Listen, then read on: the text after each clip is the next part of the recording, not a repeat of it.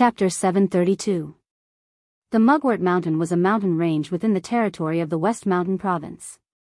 It stretched for 700 miles, almost running through the entire province. Not only did hunters and mercenaries live in the Mugwort Mountain, but there were also countless spirit beasts, demon beasts, and part of the Lanji Corps, one of the 4 armies of the Tianji Empire. The whole Mugwort Mountain was a complicated area, and had been in turmoil for thousands of years. But because there were so many demon beasts and spirit beasts in the mountain, the emperor of the empire, Bai Mingyuan, could do nothing about it. Even if he sent out the Dragon Rider Corps to wipe them out, it would be a waste of time. So, it was better to let the land run its own course. But in this way, many powerful warriors appeared. It was said that there were more than 20 Saint Martial Venerables in the Mugwort Mountain. On the south side of the Mugwort Mountain, the mountain path was difficult to walk. In the chaos, the two slowly walked on the mountain path full of thorns. Ouch, Lu Bai complained incessantly. He opened his water pouch and took a big gulp. Then, he grumbled, "Young hero, since you can fly, why don't you bring me over this mountain range? Why do we have to walk step by step and make ourselves suffer?" Lin Muyu walked in the front leisurely. This journey was really a piece of cake for him. He looked back at Lu Bai and said, "Bai, didn't you say that you want to become a Saint Martial warrior, a powerful warrior respected by all? You can't even take this hardship to become a Saint Martial warrior?" "No, Lu Bai still wanted to argue, but Lin Muyu said, "Let's go.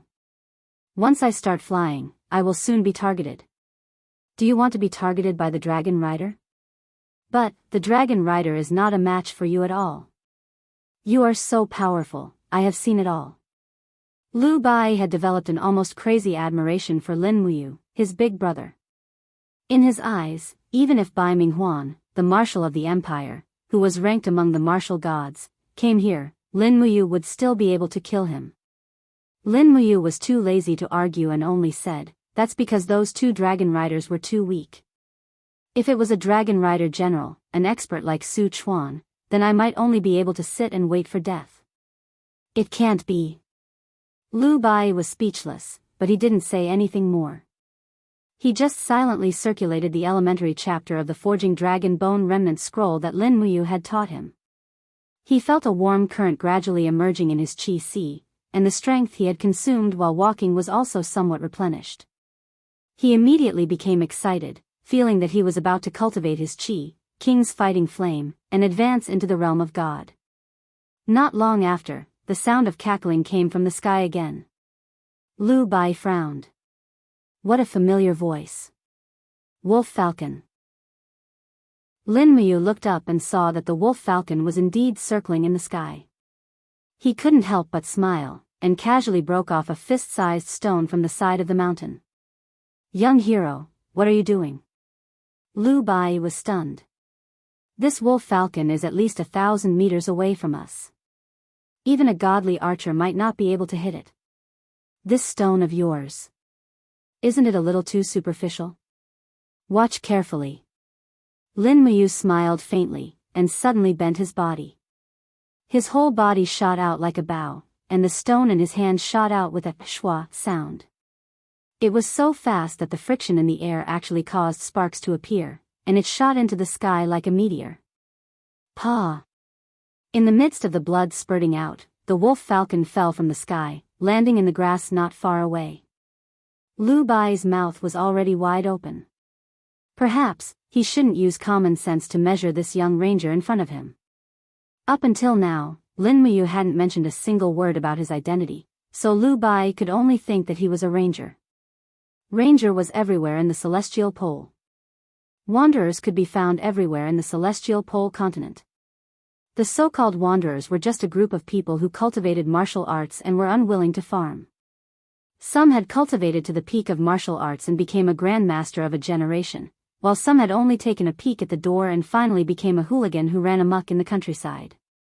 The majority of people belonged to the latter category. Therefore, wanderers were not worthy of the word chivalry. In their eyes, there was no chivalry to speak of. There was only power and money. Lin Muyu stepped on the shrubs and flew over, lifting the wolf falcon's corpse. It was indeed a feathered animal, but it was much larger than an ordinary falcon. The wolf's head had been smashed in half by the stone, and it looked somewhat ferocious. Lin Muyu raised his hand and condensed a fire blade, and with a palm strike, the wolf's head was cut off, and the force of the palm strike charred the wolf falcon's neck. Lin Muyu leaped to Lu Bai's side, raised the wolf falcon, and said, "Look, this is enough for us to eat 3 to 5 meals."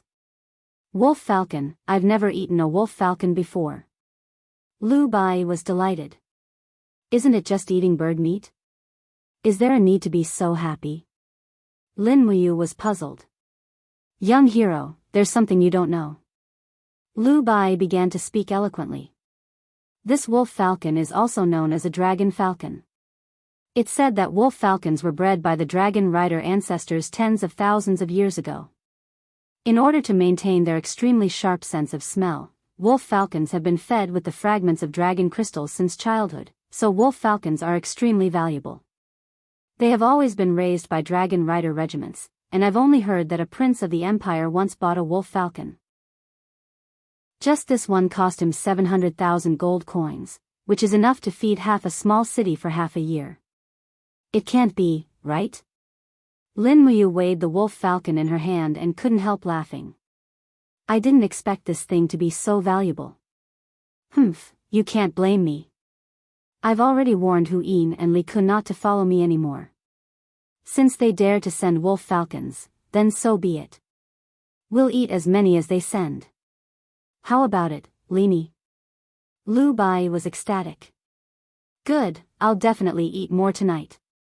This day's journey has consumed too much physical strength. When night fell, the two of them could only set up camp deep in the mountains. Lin Muyu chose a place that was close to a cave and had a wide view to set up camp.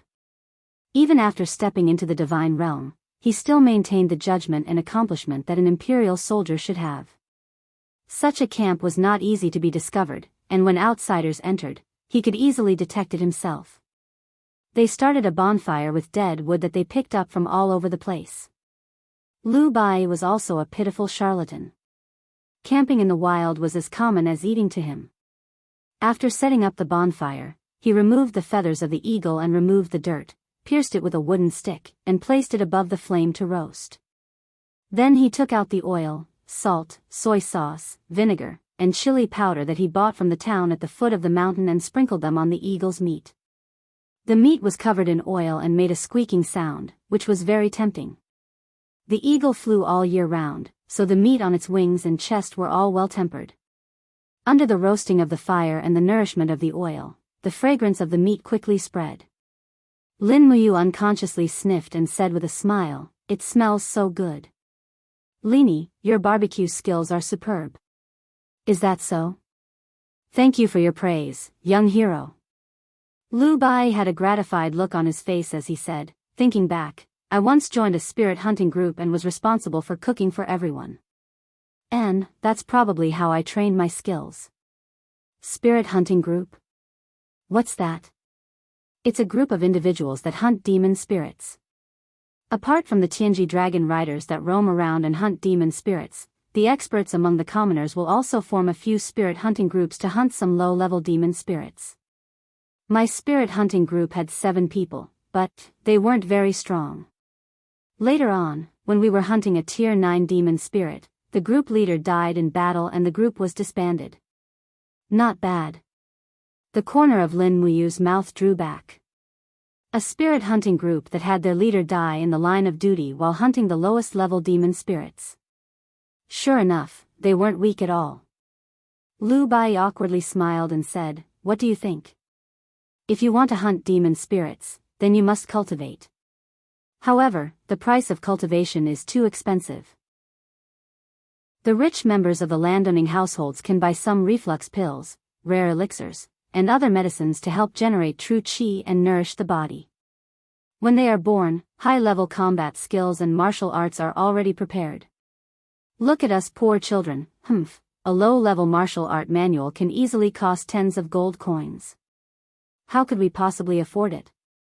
As he spoke, Lu Bai looked towards Lin Muyu. He was actually a little touched as he said, Young hero, you taught me the forging dragon bone remnant scroll without any hesitation. To me, Lu Bai, this is truly the grace of a new life. No need to be so polite. Don't burn the meat and wipe away your tears. It's so embarrassing. That's right, Lu Bai smiled foolishly. Although he was a swindler who read people's faces and brows, he was also a person born in poverty. His personality was still very simple and honest. This also made Lin Muyu secretly decide that before she left the celestial pole mainland, she would definitely teach Lu Bai some skills so that he could survive in this chaotic world. Not long after, the fragrance of the meat became increasingly rich. Lin Muyu could no longer hold it in. She took out a small demonic noise knife and cut off a piece of meat from the wolf falcon's chest. It was crispy and fragrant as it entered her mouth. She simply couldn't enjoy it more. The wolf falcon's meat that had been raised on dragon crystal fragments was indeed delicious. She didn't know what the heavenly jade dragon riders would think if they knew what she was thinking. They would probably cry, right? She ate heartily. It had been a long time since she had a good meal like this. After Lin Muyu ate and drank her fill, she leaned against the stone wall and closed her eyes to rest. They still had to continue their journey tomorrow, so she had to make sure that her body was at its peak. After all, in her two-man team, Lu Bai's battle prowess was equivalent to 0, so she had to take care of everything. As for Lu Bai, after he ate and drank his fill, he took out a small, sparkling, and translucent stone from his bosom. "What's that?" asked Lin Muyu. "Demon Spirit Stone." Lu Bai said, "Have you forgotten? It's the crystallized essence of the demon spirit you killed. It's said that after refining the demon spirit stone, you can absorb a portion of the spiritual energy and convert it into your own cultivation. Otherwise, why do you think the heavenly jade dragon riders and so many cultivators would go hunting for demon spirits?"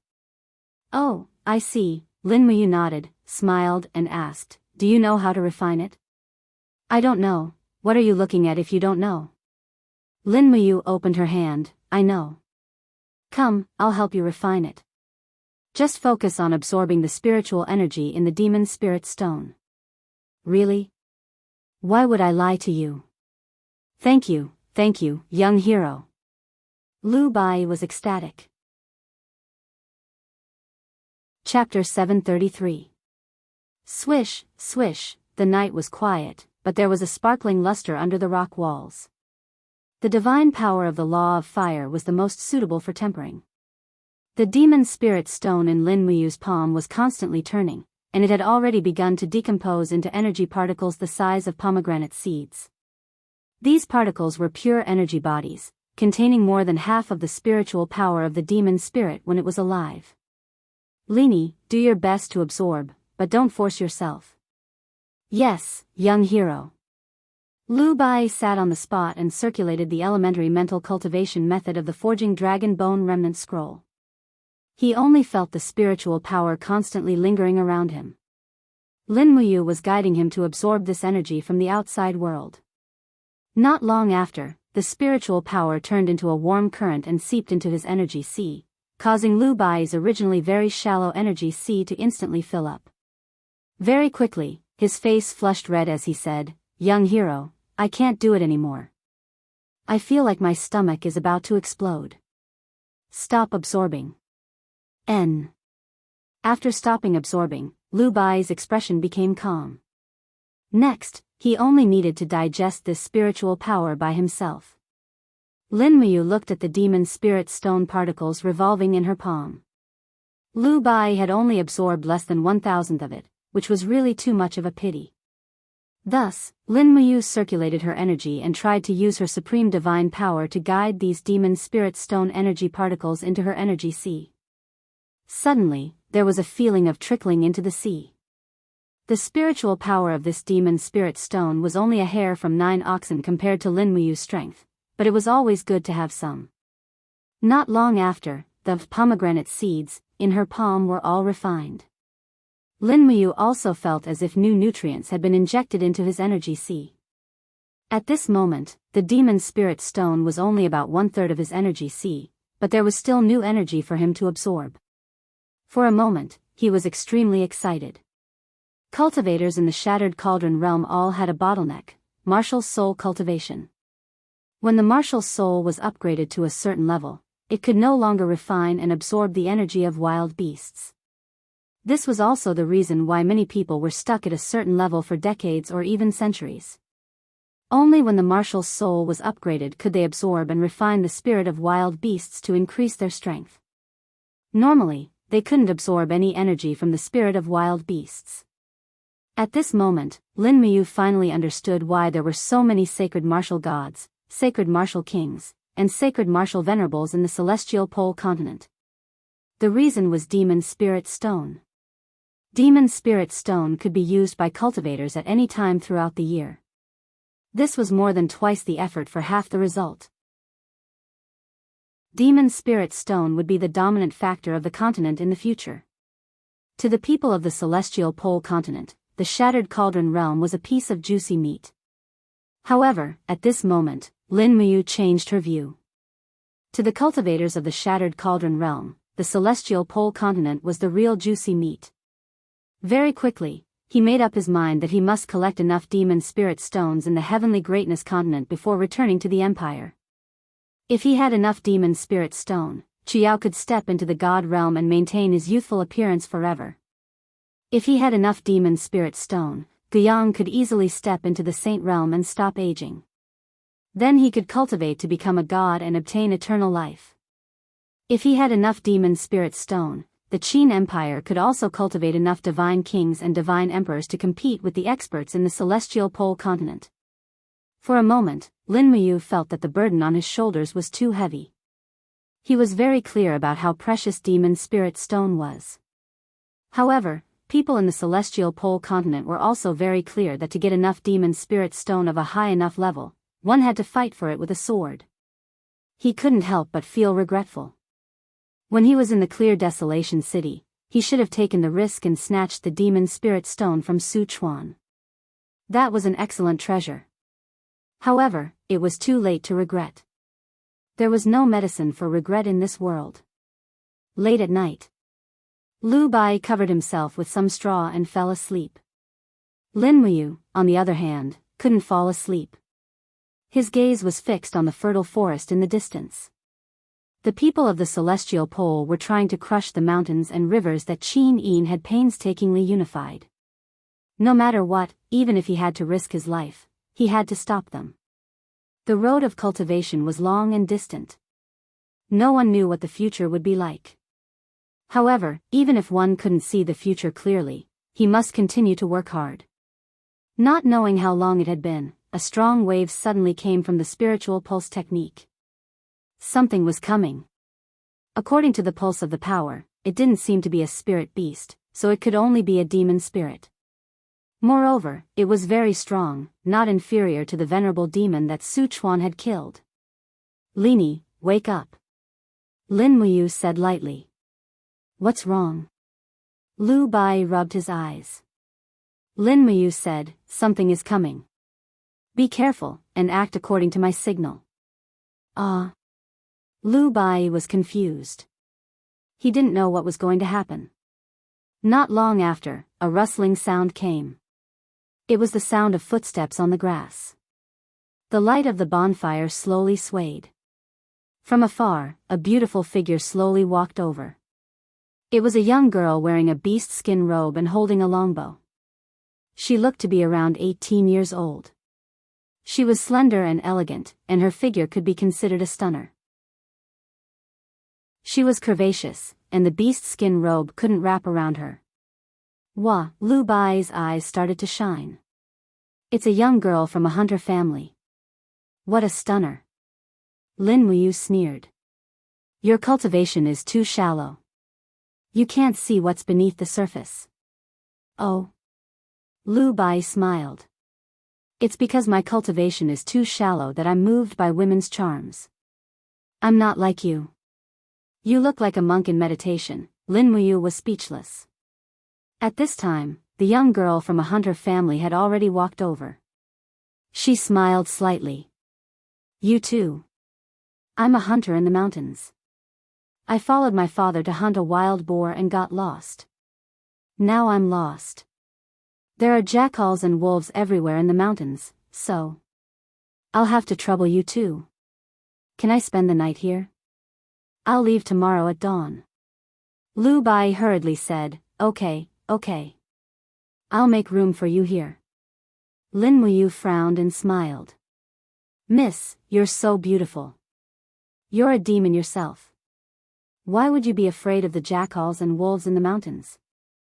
Yo, the young girl glanced at Lin Muyu and said, What are you talking about, young master?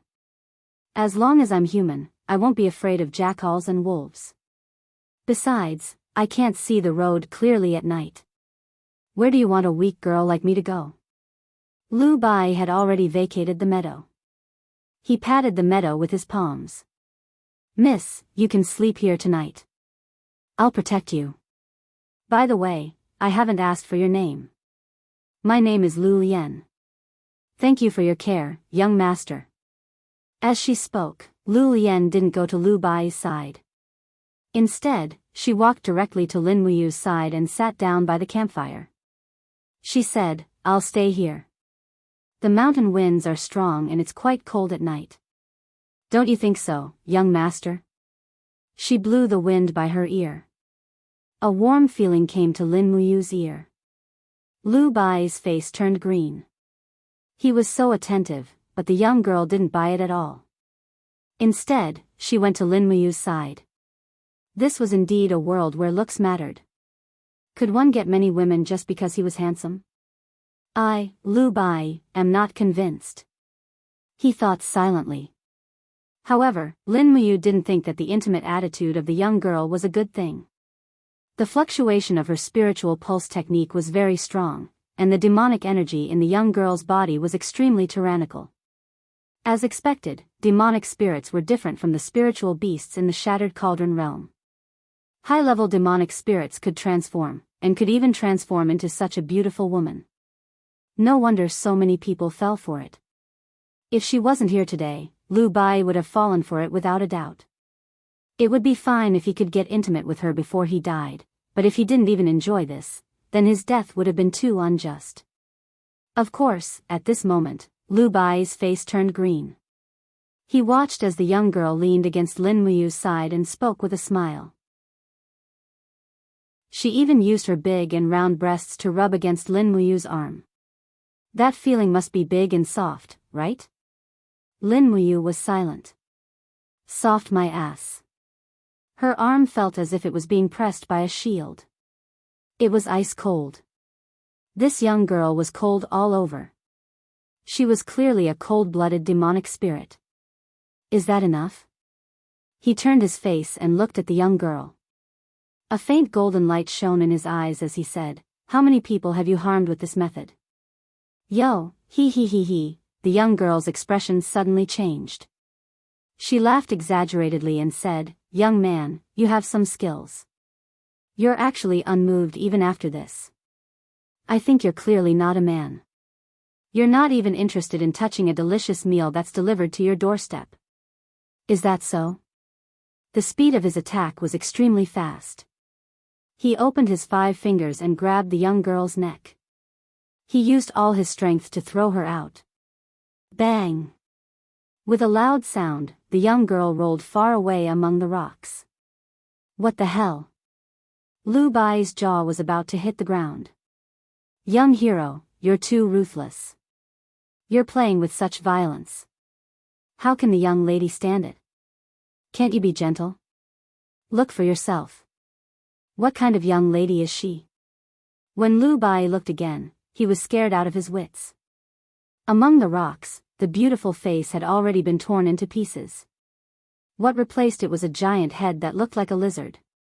The moment the human skin was torn apart, she turned into a 3-meter-tall demon spirit. There were a total of 2 colors on its neck. One was red, and the other was green. This was a Demon King-level demon spirit. It's over. I'm dead. Lu Bai's expression was filled with panic. Lin Muyu raised her hand and took out her long sword. She lightly said, Commoner, if you were in my army, I would have already ordered you to be executed. Why? to disturb the army's morale. Before Lin Muyu finished her words, she turned into a beam of light and charged forward. A Demon King level demon spirit's strength isn't any weaker than a low-level divine king. Facing such an opponent, she had to go all out. Her first move was the stellar art's winding river of falling moon. The sword light turned into a crescent moon as it heavily slammed into the demon spirit's neck. Boom, golden light rippled out. Lin Muyu's sword did not manage to cut off the Demon King's head. It only managed to cut off a few of its scales. On the contrary, the Demon King's expression became extremely ferocious. It swiped its claws and roared with a voice that was neither male nor female. "Stinking brat, you're courting death." "Paw!" Golden light burst out. The Demon King's claws actually passed through the dragon blood shield and directly slapped onto Lin Muyu's arm. Instantly, a burning pain came from her arm. She was bleeding. What a powerful Demon King. In just one round, it had already caused a superficial wound on Lin Muyu. Chapter 734. What? Is this all you've got? The Demon King's entire body was covered in a blood-red glow. His demonic energy surged. Both of his claws glowed with a cold light as he attacked like a gust of wind. Both of his arms danced wildly, bringing forth rays of light that cut the surrounding ground and rocks into pieces. When this kind of Demon King level demon spirit unleashes its full power, it is indeed very frightening. Lu Bai had long since hidden himself in the cave. He was trembling in fear. As he trembled, he muttered, "How could such a beautiful girl be a demon spirit? It really doesn't make sense." Outside the cave, Lin Muyu could only defend under the Demon King's fierce attack. Both of her arms formed a shield, and she used the wind elemental law to deflect most of the Demon King's strength. She used the falling star steps to retreat. In the blink of an eye, she was forced to retreat nearly 100 meters by the Demon King. Seeing that there was already a huge rock wall behind Lin Muyu, the Demon King's gaze became more and more ferocious. "Brat, your time of death has come." "Is that so?" Lin Muyu suddenly clenched her left hand. Suddenly, an invisible ribbon appeared in the air and tightly bound the Demon King's legs. It was the astral chain that Lin Muyu quietly activated. The almost invisible astral energy formed a ribbon and tied the Demon King's body to the 100-meter-tall rock wall, preventing it from taking another step forward. "It's my turn." The astral sword shone brightly. As Lin Muyu's body charged forward like lightning, dozens of sword lights burst out and crisscrossed around the Demon King. Peng peng peng, sounds of slashing could be heard.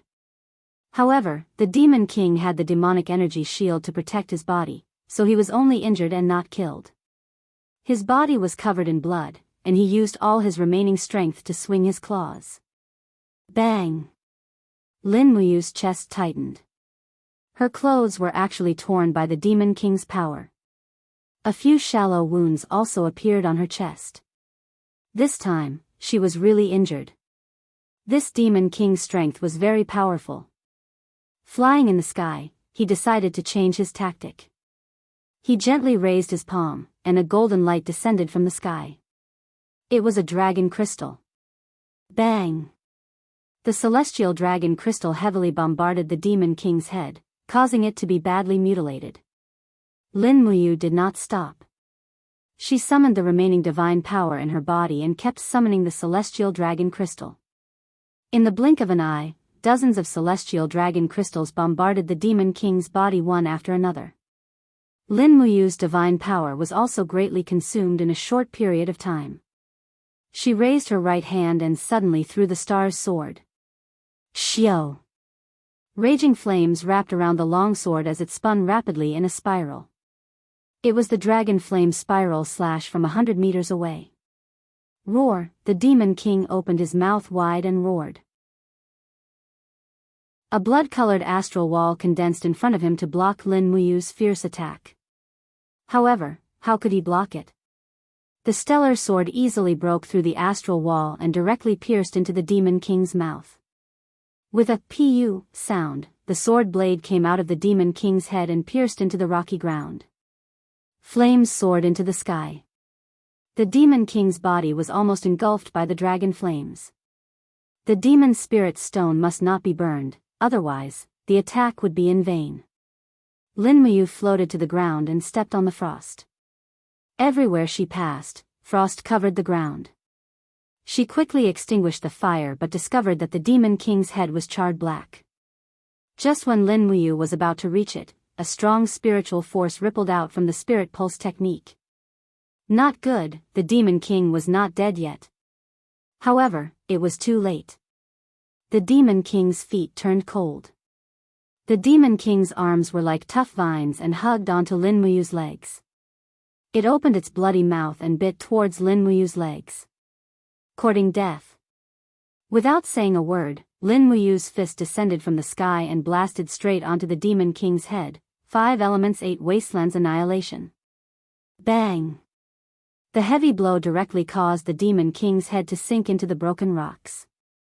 However, its arms were still hugging onto Lin Muyu's legs. Moreover, thin poisonous thorns grew out and pierced into Lin Muyu's calf. The numbing feeling made people feel very uncomfortable. Go to hell. Lin Muyu was extremely angry. He didn't care about the demon spirit stone anymore. He raised his right fist and with the power of the 6 elements calamity, he once again punched the back of the demon king's head. Bang! The back of the demon king's head was completely blasted open and turned into mush. At the same time, the clamp on Lin Muyu's legs was released. He only felt a numbing feeling in his legs. He hurriedly circulated his supreme divine force to disperse the cold poison. Then, he opened his palm and sucked out the demon spirit stone from the brain. He burned it with fire and baptized it with wind blades. After cleaning it clean, he placed it into his cosmos sack. Lini, you can come out now. It's fine now. Lin Muyu slowly sat back down beside the bonfire. Killing this demon king had consumed at least 70% of his divine force. He needed to recover quickly in case he encountered another strong opponent. If he was killed because of exhaustion, it would be too unjust. Lu Bai carefully walked out and picked up a branch to poke the demon king's corpse and said, "Is it really dead?" "Yes, of course it's fake. You actually single-handedly killed a demon king." Lu Bai frowned and muttered to himself in a low voice, "What a freak. Even a dragon rider might not necessarily be able to single-handedly kill a demon king. This kid is really not simple." As he spoke, Lu Bai began to drag the demon king's corpse. "What are you doing?" Lin Muyu was a little surprised and asked, "The demon king's corpse is so disgusting. Moreover, the Yin energy is too strong. It can't be roasted and eaten at all. What do you want the corpse for?" "You don't understand." Lu Bai grinned and said, "The Tianji Empire has a rule. Anyone who kills a demon spirit of the 6th rank or above can bring the corpse to various provinces and cities to receive a reward. This is the corpse of a demon king. It's worth at least 10,000 gold coins. In addition, there will also be a demon spirit stone from the demon venerable as a reward." The demon spirit stone from the demon venerable? Lin Muyu was stunned. He didn't care about 10,000 gold coins, but he couldn't help but be tempted by the demon spirit stone from the demon venerable. After all, the demon spirit stone was equivalent to a treasure that could increase one's cultivation. It was a good thing no matter where it was. Although he didn't want to cause trouble, he didn't want to let go of a good opportunity to get the demon spirit stone from the demon venerable. "Is there any city nearby where I can get it?" Lin Muyu asked. "Let me think." Lu Bai pondered for a while and pointed to the east. He said, "Over the Wormwood Mountain, about 100 miles to the east is the central city of Xishan Province, Shiping City. Shiping City is known as one of the 4 famous cities of the Tianji Empire. It's on par with Tianji City, Dongning City, and Huiyuan City. It's very rich. Probably only a famous city like Shiping City will have ready-made demon spirit stones from the treasury. If we go to get the reward, will we be targeted? Young hero, if you're worried about this, why don't I go to get the reward alone, and you follow me secretly? When we get out of the city, we'll split the money." What do you think? Lu Bai's eyes were already filled with the luster of the gold coins. No. Lin Muyu waved his hand and said, if it's really a reward, I'll give you 10,000 gold coins. I'll take the demon spirit stone from the demon venerable. Oh. Lu Bai was stunned. He said, but, although the demon spirit stone is a good thing, the demon spirit stone of the demon venerable, demon king, and demon emperor is actually not very expensive. Why do you value it so much? Ah, the price is not high? Why? Lin Muyu was confused. Lu Bai immediately smiled. Although refining the demon spirit stone can absorb the spiritual energy in the spirit stone and turn it into one's own, the spiritual energy in the demon spirit stone of the demon venerable, demon king, and demon emperor is too strong. After refining it, all the spiritual energy will leak out. It's already not bad for an ordinary cultivator to absorb 1 or 2% of the spiritual energy. I heard that even a sacred martial god can't completely refine and absorb the power of the demon spirit stone of the demon venerable in one go. Therefore, the price of the demon spirit stone of the demon venerable is actually not much different from that of the 5th and 6th grade. Most of them are only for the collection of the aristocrats. I see. Lin Muyu had some doubts in her heart. Not long ago, she refined the demon spirit stone of the 5th grade, but after she completely absorbed the spiritual energy in the demon spirit stone, her chi was only filled by 1/3. However, according to what Lu Bai said, even the top sacred martial god couldn't completely absorb the demon spirit stone of the demon venerable. From this, it could be seen that the degree of integration was not as good as hers. Why was this so? She was confused and couldn't figure it out. However, he didn't know that the Supreme Godhead was a gift from the heavens. Naturally, the amount and speed of the integration of spiritual energy was much higher than that of the other 4th grade godheads. Lin Muyu didn't know the magical effects of the Supreme Godhead, but she was also growing rapidly under the blessing of the Supreme Godhead. The two of them quickly decided to leave the Ai Chao mountain at daybreak and head for Shiping City. At the same time, Lin Muyu also wanted to see how prosperous this legendary city, one of the 4 famous cities of the Tianji Empire, was. Know thyself and know thy enemy, and you will never be defeated. At daybreak, it started to rain. As a result, Lu Bai was completely drenched. However, Lin Muyu was different. With the protection of her divine power, the rainwater separated itself when it was 5 centimeters away from her body. She carried the demon king's corpse in one hand and climbed over the mountain in a much easier manner than Lu Bai. After walking for an entire day and night, they finally arrived at Shiping City early the next morning.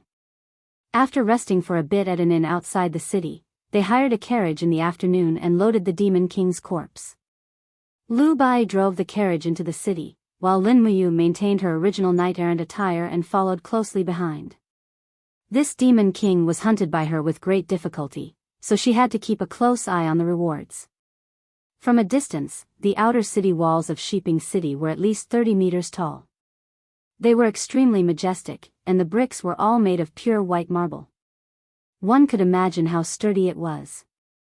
Lin Muyu raised her head and looked at the walls. She could clearly see that there was a guard every 5 meters on the city walls.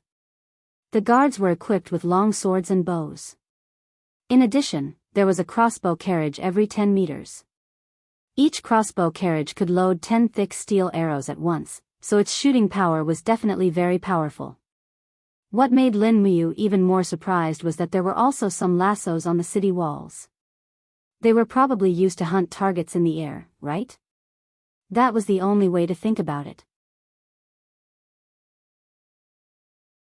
Chapter 735. Shiping City could be said to be as prosperous as Lanyan City.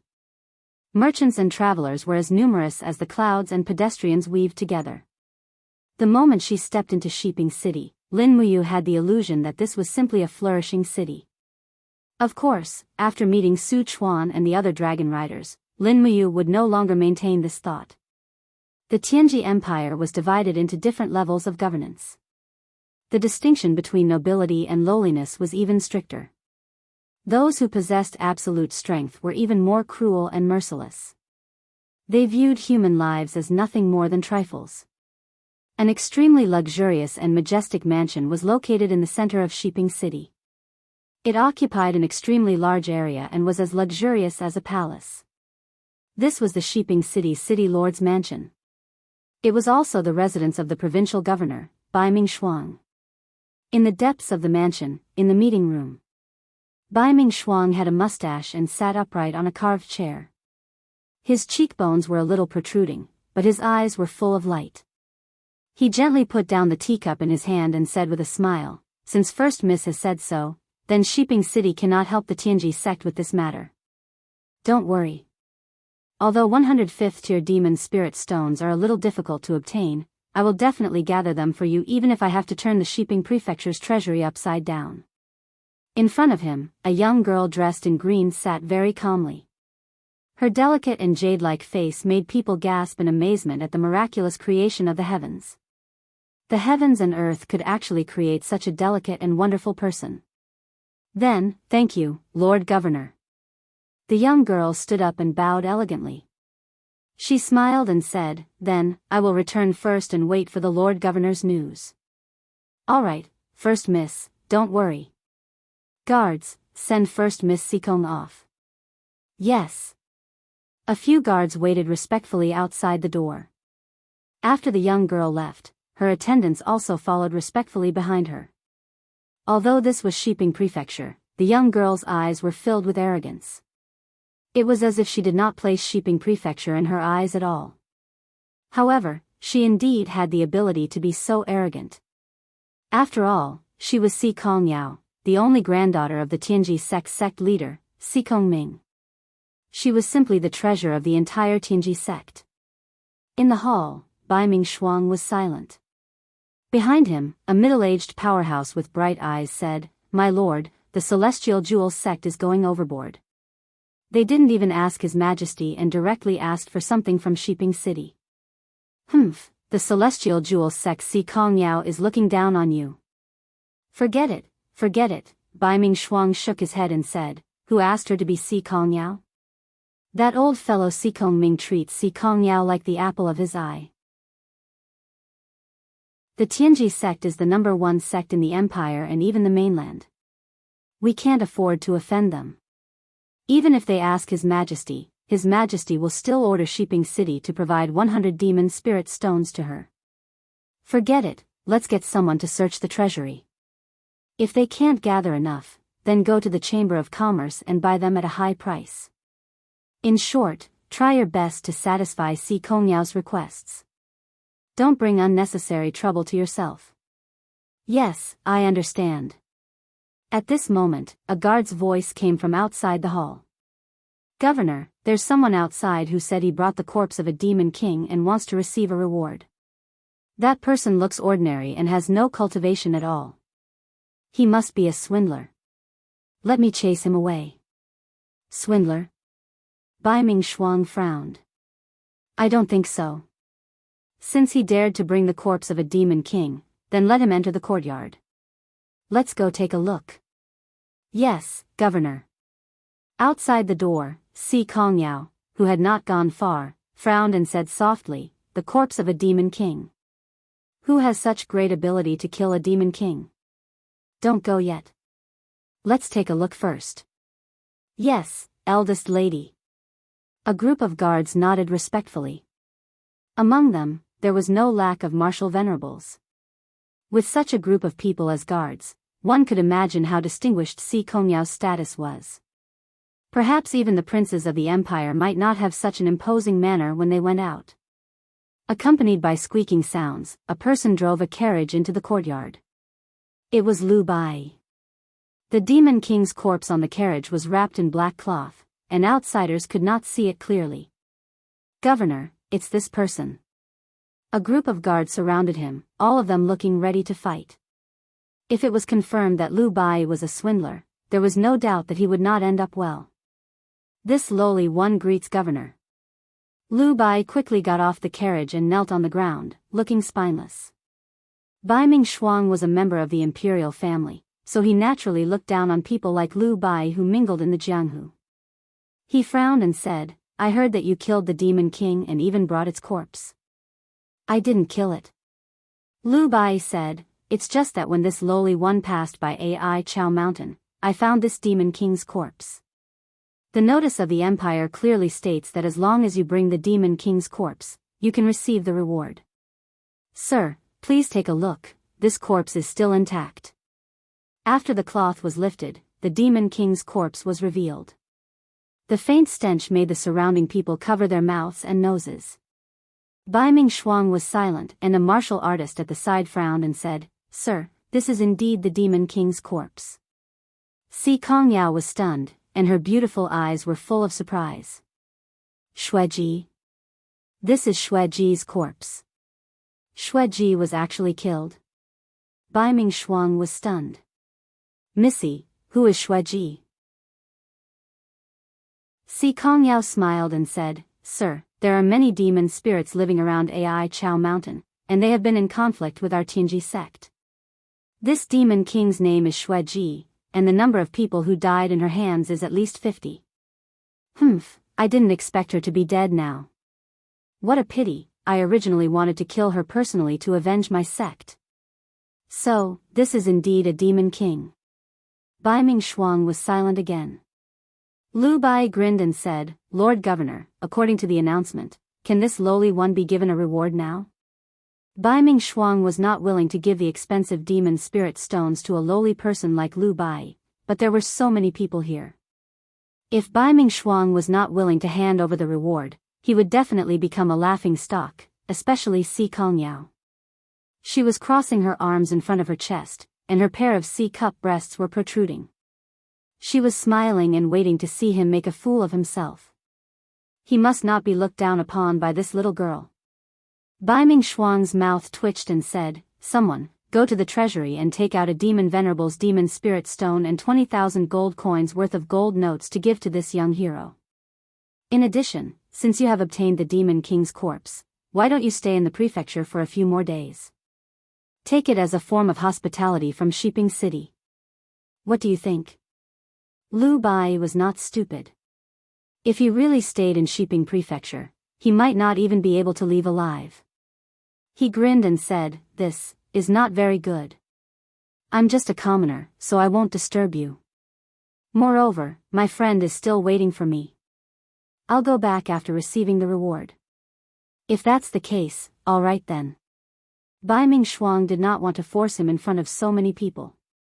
Not long after, a servant came with the reward. It was a thick stack of gold notes and a precious demon spirit stone in a box. The demon spirit stone of a demon venerable was quite expensive. It was not something that could be bought with tens of thousands of gold coins. Then, I'll take my leave. Lu Bai happily took the rewards and stuffed them into his arms. He unloaded the Demon King's corpse, turned around, and drove his horse away. Bai Ming Shuang did not say anything. He only signaled his subordinate with his eyes. The middle-aged expert nodded and smiled. He turned around and walked towards the backyard. Miss Si Kongyao, I won't be sending you off. Bai Ming Shuang smiled. All right, thank you for your hospitality, Governor. Si Kongyao nodded and turned around to leave Shiping Prefecture. A group of subordinates followed closely behind. One of them asked in a low voice, Miss, where are we going now? Why don't we stay in Shiping Prefecture? Stay in Shiping Prefecture? Si Kongyao pouted. What's so fun about Shiping Prefecture? It's so boring. Besides, Bai Ming Shuang is a cunning old fox. I don't want to live under his nose. The guard smiled. I think that kid who took the Demon Venerable's Demon Spirit Stone will not be able to leave Shiping City alive. Sooner or later, this Demon Spirit Stone will return to Bai Ming Shuang's hands. The reputation of being the most miserly person in Xishan province is not just for show. Who cares? A hint of fatigue appeared on Si Kongyao's beautiful face. She said, Let's go. We'll find an inn to stay in first. I want to take a good stroll around Shiping City in the afternoon. Yes, miss. But the guards did not see the sly smile that flitted across Si Kongyao's beautiful face. At dusk, outside of Shiping City, at the 10-Mile Slope Inn. 10-Mile Slope was one of the 3 inns in the north of the city. The accommodation was considered cheap, so Lin Muyu chose this place. When Lu Bai drove the carriage into the inn, Lin Muyu, who was hiding among the pedestrians, quickly followed. She patted Lu Bai's shoulder and smiled. "All right, the demon spirit stone is mine, and the gold notes are yours." Lu Bai held the 20,000 gold notes in his hands. He was already elated. He happily handed the demon spirit stone to Lin Muyu and said, "Young hero, you've really made a fortune. Ha ha ha, this is great. I, Lu Bai, have finally made a name for myself. Let's see who in Qinhuang City still dares to look down on me, Lu Bai. Humph. When I return to Qinhuang City, I'll buy a big house with 4 entrances and 4 exits. I'll have 30 concubines, one every day, once a month." Lin Muyu said, "There are only 28 days in February. What should we do?" Lu Bai was stunned. He sat down on the cold stone floor of the inn's inner courtyard. "Yes, what should we do?" "Huh, why think so much? Let's eat a good meal first." "All right." In the blink of an eye, it was late at night. Lin Muyu and Lu Bai's rooms had all turned off their lights. Not only was Lu Bai exhausted, but even Lin Muyu felt that she needed enough sleep. The moonlight was like water. Apart from the sounds of a group of guests gambling in the inn's lobby, everything seemed to be so quiet. Shwa shwa shwa, 3 silhouettes appeared on the roof of the house. All of them had their faces covered, and the steel sabers in their hands glowed with a cold light. Chapter 736. That brat is staying here. Sky Room 1. "We've already confirmed it," one of them said coldly. The other narrowed his eyes. "That brat is just a piece of trash who doesn't know martial arts. I don't think he has even reached the Earth realm. Why do we have to waste so much effort? We can just charge in and kill him. Then, we can take the demon spirit stones and go back to report." "No, it's not that simple. The Lord wants us to investigate this brat's identity. Also, we need to investigate the identities of all the people accompanying him." "Humph, someone who can kill a demon king is definitely not that simple." "Yes, should we kill that brat or not?" "Kill." "Then how do we investigate his identity?" "We'll investigate after we kill him." "Okay." The 3 of them flipped over and landed on the ground of the courtyard nimbly like sparrowhawks. There were even waves of domain power rippling around them. That was the strength of a holy heaven realm cultivator. However, before the 3 of them could make a move, a woman's voice came from the forest in the courtyard. It was very clear and melodious. "Stop." The 3 of them were stunned. They turned around and saw a girl in green standing in the air. It was Si Kongyao, who had gone to Shiping Prefecture during the day. "Humph, meddlesome. Let's attack together." Even though they knew Si Kongyao's identity, they could only pretend that they didn't know. If they couldn't complete this mission, the 3 of them would definitely be severely punished when they returned. They knew this very well. "Are you guys looking for death?" Si Kongyao suddenly smiled. She stood in the air and formed a pair of palms with her hands. Instantly, streams of frost energy swirled around her. It was extremely mysterious. The entire force field in the inner courtyard of the inn was immediately controlled by Si Kongyao. "Sky full of frost." Si Kongyao shouted. The surrounding air seemed to instantly freeze. Among the 3, the Holy King Realm Cultivator's steel blade, which was surrounded by King's fighting flame, was instantly frozen. Si Kongyao moved like a butterfly. Her 5 fingers lightly flipped over and pressed on his chest. He instantly flew back while vomiting blood. He was actually defeated in just one move. Whoosh! A cold light flashed, and this was the attack of a divine heaven realm cultivator. It was extremely fast, and the blade was surrounded by King's battle flame. This simple blade seemed to be able to cut through everything in the world. Si Kongyao's beautiful face was filled with calmness. Suddenly, she stepped into the air, her small waist horizontally, maintaining her posture as if she was lying in midair. Coincidentally, she dodged the sharp blade. Raising her palm, she chopped towards the opponent's shoulder.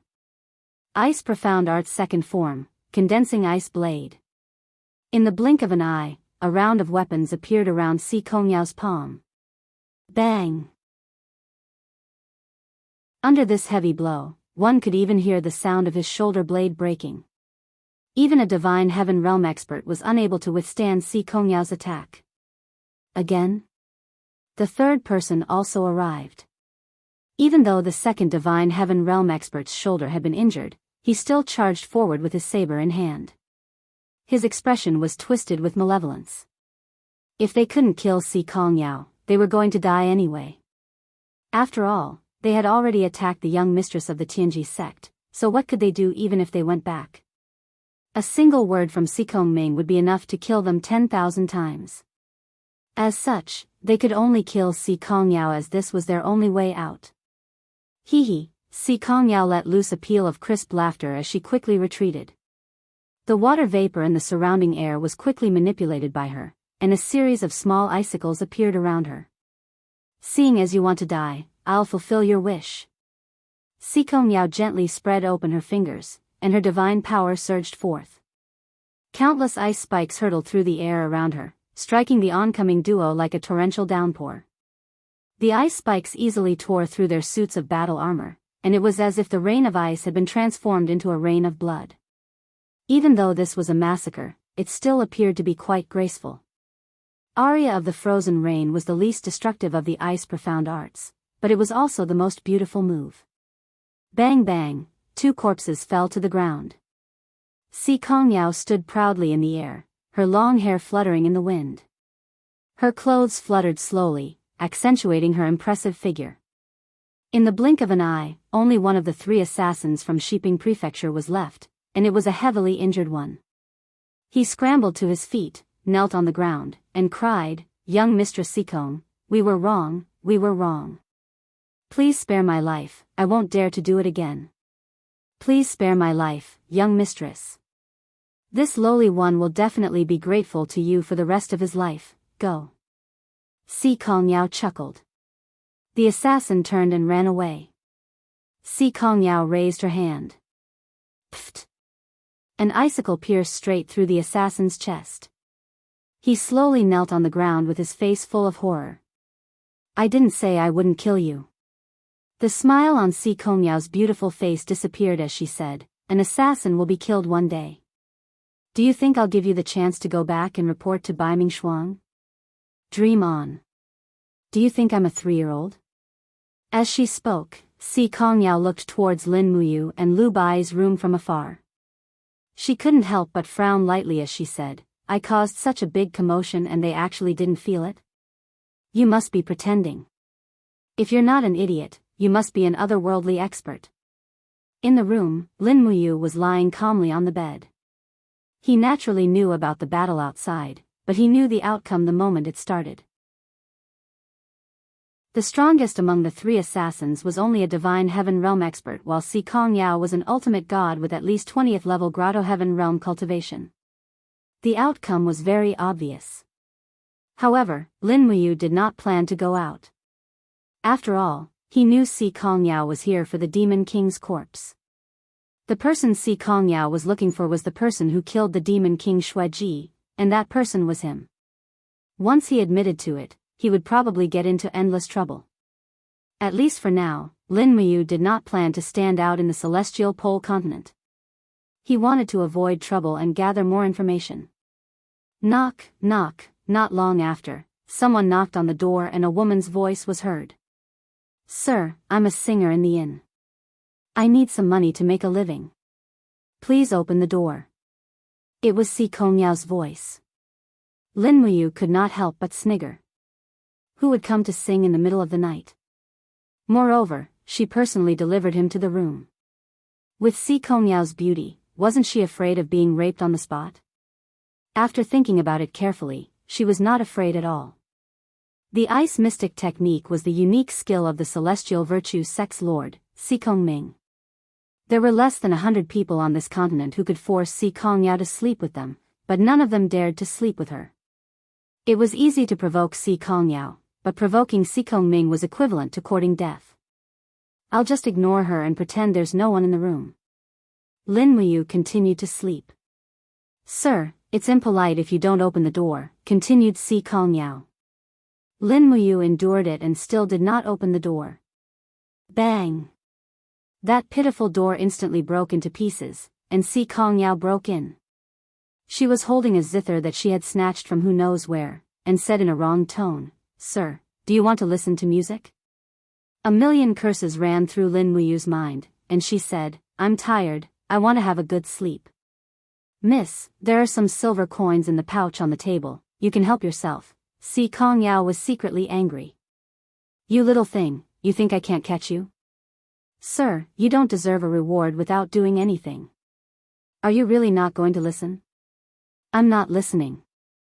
Lin Muyu was about to fly into a rage. Si Kongyao sat on the stool without any trace of politeness, and maintained her ladylike demeanor. If you really don't want to listen, this little girl still wants to sing. Lin Muyu was extremely vexed, and she turned her back to her and continued to sleep. Only the heavens knew what this girl was trying to do, but one thing was clear, she bore no hostility toward her, and that was because Lin Muyu could not sense any killing intent from her. Are you really not going to listen? Si Kongyao suddenly leaped up, raised the zither, and smashed it down toward Lin Muyu's head. As expected of a hot-tempered person, she had already attacked before the 10th sentence. Bam! The zither exploded, and Lin Muyu had her suit of battle armor on, so at the very least, the zither wouldn't be able to harm her. You really are an expert. Si Kongyao spun around in retreat, and her feet treaded through the air as frost energy revolved around her body. Come on, do it. I want to know just how powerful the person who killed the demon monarch is. Here. Lin Muyu sat up and pointed at her head. Is there water in here? At this moment, another person appeared at the door. It was Lu Bai, and he asked with sleepy eyes, Young hero, what's going on? What are you doing in the middle of the night? Huh, who is this beauty? Wow, you're flying. Si Kongyao landed on the ground, tidied up her clothes, and smiled politely. We meet again. You are. You're the beauty from Shiping Prefecture during the day. I know you. Lu Bai only knew that Si Kongyao was the beauty from earlier, but he didn't know her identity. Otherwise, he would have been scared to death. What were you doing in the young hero's room? Lu Bai asked again. Si Kongyao smiled. Nothing much, I suddenly walked into the wrong door. I'm sorry, I'll leave now. You want to leave just like that? Lin Muyu gritted her teeth. Why did you hit my head with your zither? Did I? Where's the zither? Si Kongyao was calm. Damn it, she seemed to have predicted that the zither would be shattered into pieces by the battle armor. Lin Muyu didn't want to cause trouble, so she waved her hand. You can leave now, I'm going to sleep. Lu Bai looked at the broken door. Young hero, your door is gone, how are you going to sleep? It's nothing, just help me hang the bedsheet on it. Okay. Outside the door, Si Kongyao was walking along the corridor of the inn, her brows tightly locked together. How is this possible? How is this possible? Why does he have that calmness? Why is it like this? He must be hiding his strength, I must force him to make a move. Someone who can kill a demon king must be at least a Saint Martial king. I must help my grandfather win over such a rookie and let him join the Tianji sect. Creak. The door beside her opened, and a shifty-eyed man smiled. Yo, miss, you're here to solicit business in the middle of the night? You're so pretty. How much for a night? Come in. Get lost. Si Kongyao's face was as cold as ice. Chapter 737. The next morning, the heavy spring rain did not seem to stop at all. Lin Muyu and Lu Bai got up early and had a simple breakfast in the lobby of the inn, which consisted of several steamed buns and pickled vegetables. Later, Lu Bai bought 2 tents and some cooking materials. When they were about to leave, a young girl led a horse and followed them from a distance. As Lin Muyu expected, it seemed that Si Kongyao had not given up the idea of drawing him into the Tianji sect. She was really persistent. They bought 2 straw raincoats and got on the horse. The spring rain was slightly cold, but the pear blossoms on the roadside were already in full bloom. It was snow-white, and the petals fell with the raindrops. The fragrance seeped into the soil, which was indescribably poetic and picturesque. "Young hero, Si Kongyao is following us," Lu Bai reminded him in a low voice. "Who cares? If she wants to follow us, let her." "Okay." They went straight to the Tianji province. The capital of the Tianji Empire, Tianji City, was their next destination. However, if they wanted to go to the Tianji province, they had to take a detour. They had to go through the Mugwort Mountain, which was 300 miles long, before they could get on the official road to the Tianji city. This was a shortcut. Otherwise, they had to take a detour, which would take at least half a month. Si Kongyao followed them from a distance. At noon, they entered the mountain. Originally, Lin Muyu thought that Si Kongyao would turn back. After all, the Mugwort Mountain was not an ordinary place. It was not only full of all kinds of dangers, but also very difficult. However, Si Kongyao did not do that. She still urged her horse to follow them from a distance. Lu Bai finally could not take it anymore.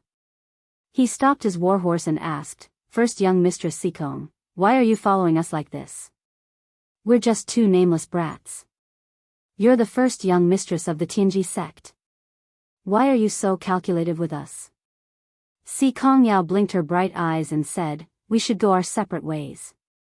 "Why do you say that I'm following you?" Lu Bai was stunned and actually had nothing to say.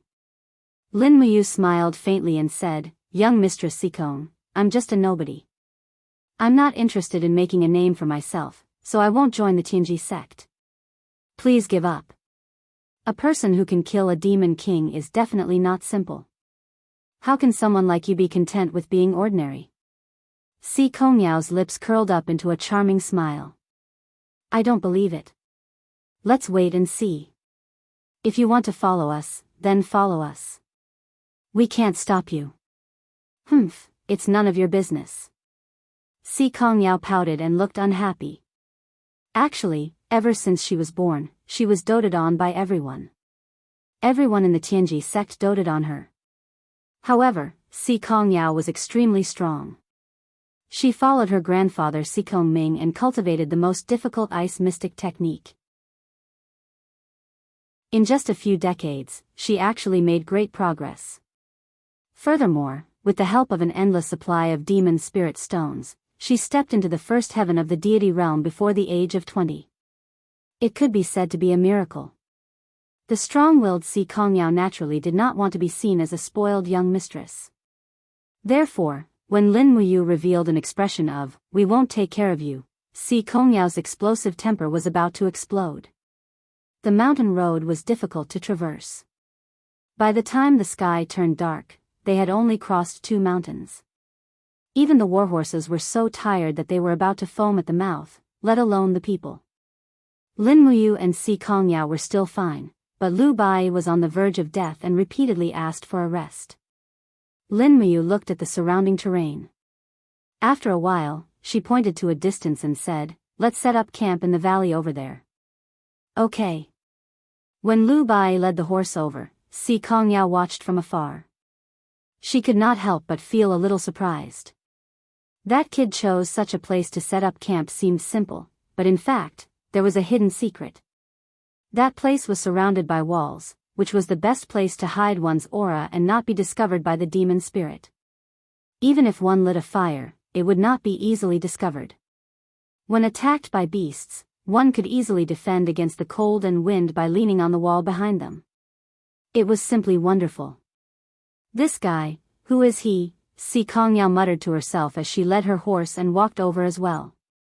The valley was very spacious and there were a few residents. They were swift wolves that were over 1,000-year-old spirit beasts. The Heaven's Pole continent also had these kinds of spirit beasts.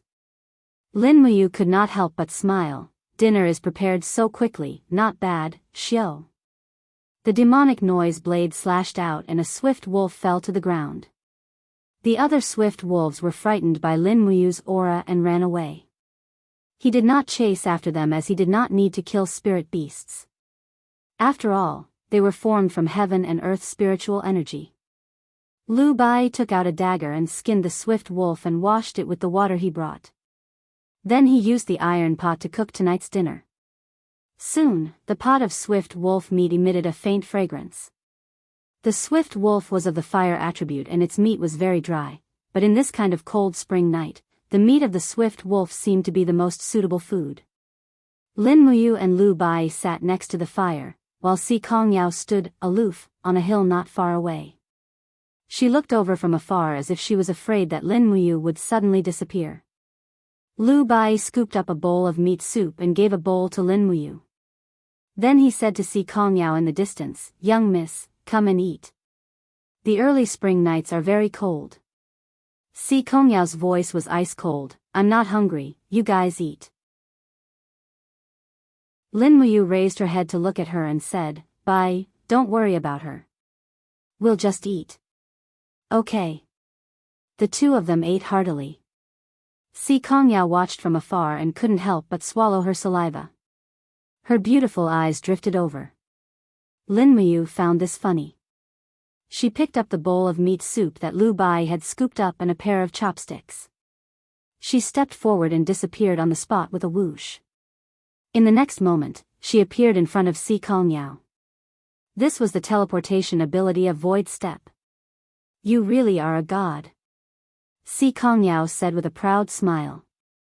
Lin Muyu passed the meat soup in front of her and said, "Are you satisfied now? Can you eat? If I starve you, I'm worried that the Tianji sect will send people to kill me and Lu Bai. Moreover, how did you get rid of those tails of yours?" The corner of Si Kongyao's mouth rose and she didn't refuse. She took the bowl and chopsticks from Lin Muyu and said, "It's too easy to get rid of those people. I have 100 ways. Can you tell me your name now? I'm a savage from the mountains. I have no name and follow my master to cultivate. Lu Bai calls me young hero. You can call me that too. Isn't this too casual?" Si Kongyao couldn't help but curl her lips and say, "Everyone has their own name, but you don't. You're such a strange person." Lin Muyu shrugged, indicating that she didn't care. She pointed at the 2 tents that had just been set up in the valley and said, "I don't think you bought anything to set up camp. You can choose one of the 2 tents. Bai and I will squeeze in. This isn't too good, right?" "It's fine. Just treat it as my thanks to you." "Thanks?" Si Kongyao was confused. "What are you thanking me for?" "Thank you for helping me and Bai deal with the assassins from Shiping Prefecture last night. Otherwise, I'm afraid Bai and I would be on the wanted list of Shiping Prefecture very soon." "You know all about it?" Si Kongyao's small mouth opened wide. "If you don't eat now, the food will get cold." Lin Muyu didn't answer her question. She took a step forward and disappeared from where she stood. She once again appeared in the valley. Si Kongyao was dumbfounded. Anyone who had stepped into the immortal realm could shatter the void. There were so many sacred martial gods, sacred martial kings, and sacred martial venerables in the empire who could shatter the void. However, Si Kongyao had never seen someone who could shatter the void consecutively in less than 3 minutes. Perhaps her grandfather could do it? Who on earth was this kid? Filled with questions, she quickly ate the meat and drank the soup. She had been hungry for almost a day. Now that she had eaten this, she felt that it was the most delicious thing in the world. She never knew that wolf meat could be so delicious. Late at night, the cold wind of early spring blew through the valley. Si Kongyao went into one of the tents to rest. Lu Bai was also afraid of the cold, so he went into another tent. Only Lin Muyu didn't want to sleep. She floated up and landed on a pine tree on the cliff. She sat on the thick branch of the pine tree and took out the demon venerable spirit stone. Since she didn't want to sleep, she would try to refine this demon venerable spirit stone to increase her strength. Her cultivation in the 21st heavenly abode had been stagnant for a long time. She took out the fire of the refining cauldron and slowly refined the demon venerable spirit stone. However, this was a demon venerable spirit stone. It was not as easy to refine as a 5th-rank demon venerable spirit stone. Lin Muyu held the flame in her hand. After 2 hours, the demon venerable spirit stone's exterior finally began to disintegrate. It broke down into spiritual power particles the size of pomegranate seeds. Each particle contained a very rich spiritual power that could be absorbed. Lin Muyu closed her eyes and guided the supreme divine power in her body to fuse with the pomegranate seeds. She began to assimilate the power of the demon venerable spirit stone. Her left hand naturally and gently raised. A faint golden dark force flowed back. This was the power of the refining spirit art's 4th heavenly cultivation method, 1000 tempering 100 refinement. The power of the demon venerable spirit stone in her right hand slowly gathered in her left hand and flowed repeatedly. Every strand of energy circulated 3 to 5 times in the refining spirit art's mental cultivation method and automatically seeped into Lin Muyu's qi. That was the dark force that had been assimilated. Although she didn't say anything, Lin Muyu was ecstatic in her heart. The refining spirit art was indeed an exquisite mental cultivation method. It couldn't be better to use it to refine the demon venerable spirit stone. In the blink of an eye, another 2 hours passed. The pomegranate seeds in her right hand were almost used up. However, Lin Muyu's qi was almost full. It was about 95% full. What a terrifying supreme divine power stone. Even a whole demon venerable spirit stone couldn't fill up the qi completely. This kind of absorption power was too shocking. In the distance, a beautiful figure floated in the air. It was Si Kongyao. No one knew when she had come out. She stood in the air and quietly watched how Lin Muyu refined and absorbed the demon venerable spirit stone. The more she watched, the more shocked and confused she became. She opened her eyes wide and murmured, "How is this possible? A person can actually refine a demon venerable spirit stone in one go. This is something that even my grandfather can't do." Chapter 738. Hu. After absorbing the spiritual energy of the entire demon spirit stone, Lin Muyu couldn't help but sigh and spit out a mouthful of turbid air. If the turbid energy within the demon spirit stone was not spat out, it would be harmful to the human body, even if one was a god. At this moment, Lin Muyu only felt that the divine power within her body had never been filled before. The opportunity must not be missed. Now was the time. Lin Muyu had already seen through Si Kongyao's peeping, but in her heart, she thought that although this Tianji sect's eldest daughter was ruthless, she only dealt with evil people and had no enmity towards her, so she just let her watch.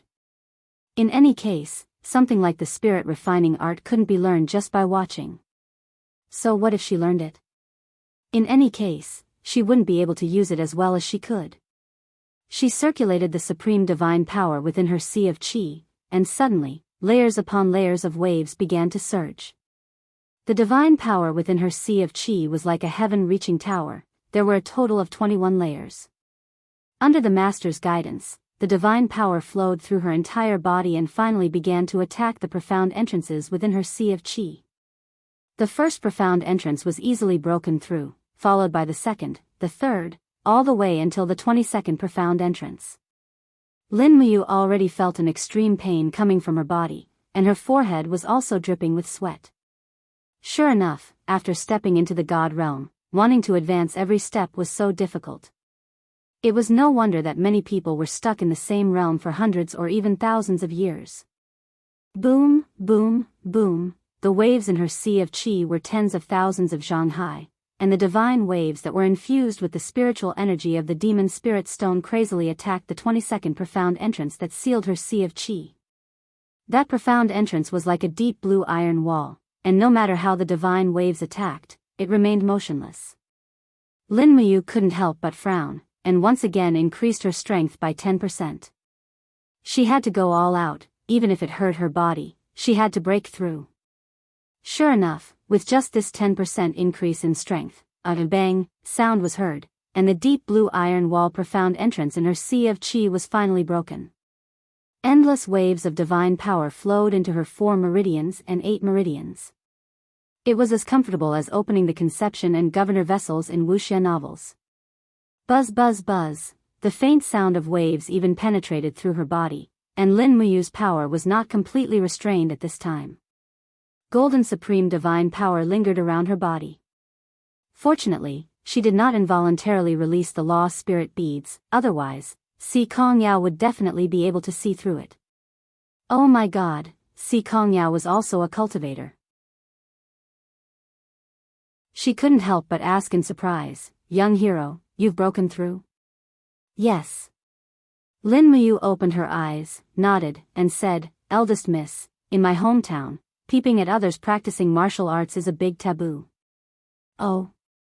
Si Kongyao blinked her beautiful eyes, and just made an, oh, sound without saying anything. It seemed that her peeping here was so natural and justified that Lin Muyu couldn't refute anything. The depths of her body were filled with extravasated blood. This time, Lin Muyu had already suffered a small internal injury. She needed to adjust her breath for a period of time to recover, so she didn't try to break through to the 23rd layer of the heavenly abode. Even if she tried, it would probably be impossible to succeed. According to the speed at which the demon spirit stone was absorbing power, Lin Muyu could also roughly estimate that at least 3 to 5 venerable demon spirit stones would be needed to help her break through to the 23rd layer of the heavenly abode. Moreover, the spiritual power in her sea of chi was currently extremely abundant. There was no need to refine demon spirit stones at all. She had to wait for this feeling of fullness to disappear before she could continue to rely on absorbing power to cultivate. After all, cultivation was a matter of oneself. Blindly relying on external gains may eventually cause one to be unable to control the power in one's body. This kind of example could be seen everywhere in the ancient books on the continent. Si Kongyao seemed to also see that Lin Muyu had suffered an internal injury, and said, you go and rest for a while, I'll keep watch for you tonight. Eldest Miss Sikong will keep watch for us tonight? Lin Muyu couldn't help but laugh. Then Bai and I really have quite a lot of face. However, I still have to thank eldest Mississippi. You go and sleep, there's no need to keep watch.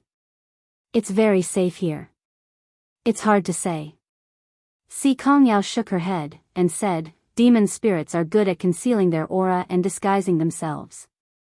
Even sacred martial venerables and even sacred martial kings sometimes find it hard to detect demon spirits, so it's better to have someone keep watch. All right then.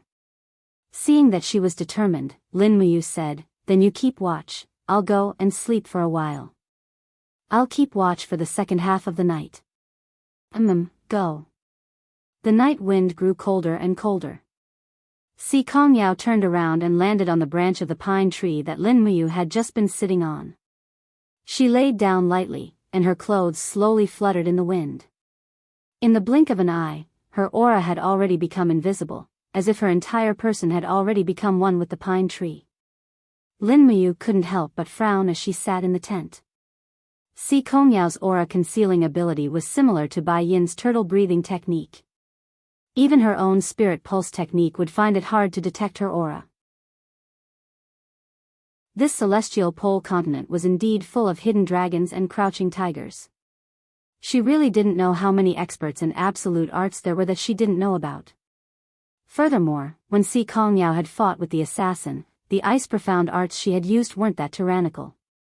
Even the ice profound arts Si Kongyao had used could be so terrifying. If it was the legendary sacred martial god, Si Kongming, who personally used it, how many moves would she be able to block? 3 moves, or maybe 5 moves. Perhaps 10 moves would already be her limit. Thinking of this, she suddenly felt that it was necessary to form a good relationship with this little girl, Si Kongyao. She was the apple of Si Kongming's eye. If Si Kongyao stood her ground against the opinions of the masses, perhaps Si Kongming and the entire Tianji sect would withdraw from the Tianji Empire's invasion of the Shattered Cauldron world. That would be the best result, although it would be very difficult. The injuries in her body were slowly being healed by the supreme divine power. The supreme divine power had a part of the attribute of Fushi's divine power, so there was no need to doubt its own healing ability. She unknowingly fell asleep. She didn't know how long she had slept for, but she was suddenly awakened by the whistling wind outside. Lin Muyu opened her eyes. No, it wasn't just the sound of the wind. There seemed to be a woman's delicate shout and the whistling sound of divine power in the wind. Something had happened outside. Lin Muyu hurriedly turned over and flew out with the star's sword. However, she saw Si Kongyao waving a thin sword not far away and fighting with a giant beast. No, that's not right. How is that a giant beast? It's clearly a 20-meter-tall giant covered in stone skin and covered in flames. With a roar, it fiercely smashed its iron fists onto Si Kongyao's sword. Young mistress, be careful. Lu Bai was already outside and shouted loudly. However, he didn't dare to go forward to help. Bang! The flames surged. The stone giant's huge iron fist blasted Si Kongyao and her sword away. She was embedded into the stone wall like a cannonball. The divine power shattered. This blow was enough to injure Si Kongyao. Oh no! How could Lin Muyu care so much? She raised her long sword and flew over. With a glance, she saw that the neck of the stone giant was intertwined with fiery red and green. It's a demon king-rank demon spirit. No wonder it could defeat Si Kongyao, who has a cultivation of 27 heavenly abode stage. Dragon armor. Lin Muyu shouted and began to summon a Catasaurus from the different space. She opened her arms, but after nearly half a minute, a Catasaurus finally crawled out from the different space. It disintegrated into dragon armor and attached itself to its master's body. Both of its hands held the sword and with a shout, the two martial souls disintegrated into the seven luminaries' immortal sword. This is the most unusual thing about Lin Muyu. The people of the celestial pole continent only cultivate martial arts and not martial souls. At this moment, Lin Muyu looked like a different species. What is that? Si Kongyao didn't get up from the rubble. She just watched as Lin Muyu entered her strongest battle state. She didn't even know what the shining sword that Lin Muyu summoned was. Shwa! The sword light swept across the sky and left a trail of flames on the stone giant's shoulder. However, its stone skin was too hard and couldn't be cut through. This was a very awkward problem. Roar! The stone giant demon king roared. Its fist turned into a phantom and flew over at lightning speed. Lin Muyu's figure retreated, and her boots abruptly stomped on a boulder. Using the momentum, she activated falling star steps and disappeared from her original spot in an instant. The stone mountain behind her was instantly flattened by the demon king's heavy punch, and the entire mountain that was 20 meters tall rolled down like a landslide. Lu Bai was so frightened that he hugged his head and shouted, "God bless me, this young man greets you." Boom! The iron fist came again, but it still only hit an afterimage. This time, Lin Muyu used Shatter Void. Her whole body instantly appeared on top of the stone giant's head. She held the star's sword and descended from the sky. Like a phantom, she launched a series of slashes from the stone giant demon king's head to its legs. Under the sword marks, Lin Muyu felt a chill in her heart. What a strong defense. This stone giant was simply invincible. Obviously, the destructive power of her level 22 grotto heaven was not enough to break through the stone skin that was as hard as iron. The divine power in her body had already been consumed by 1/3. She couldn't continue to attack like this. Shwa! The fist came again. Lin Muyu quickly retreated, but she was still hit by the wind from the fist. Pa! She slammed heavily onto the stone mountain. She was in a sorry state. When she raised her head, she saw the stone giant roaring. It actually opened its mouth. Lin Muyu's eyes lit up. She jumped up from the ground like a star and threw the sword in her hand. With a "pu" sound, the sword flew into the stone giant's mouth. Under the control of the sword technique, the inside of the stone giant's throat was almost instantly crushed. Buzz buzz buzz, Lin Muyu raised her arm and a blazing sun condensed in her palm. Stars Art's purple sun. No, among the rubble, Si Kongyao suddenly stood up and shouted, "Don't kill it. That's my dummy," but the wind was too loud, and the stone giant demon king's roar was even louder. Lin Muyu couldn't hear it at all. She held the power of the purple sun and blasted it straight into the demon king's mouth. The next moment, the purple sun exploded, and almost half of the stone giant's head was blown off. Boom, the huge body fell to the side of the valley, and the dust flew everywhere. Lin Muyu turned around and asked with concern, "Miss Sikong, what did you say just now?" "I didn't hear it." "Are you okay?" Si Kongyao's tears flowed out of her eyes. She was angry and regretful, but it was too late.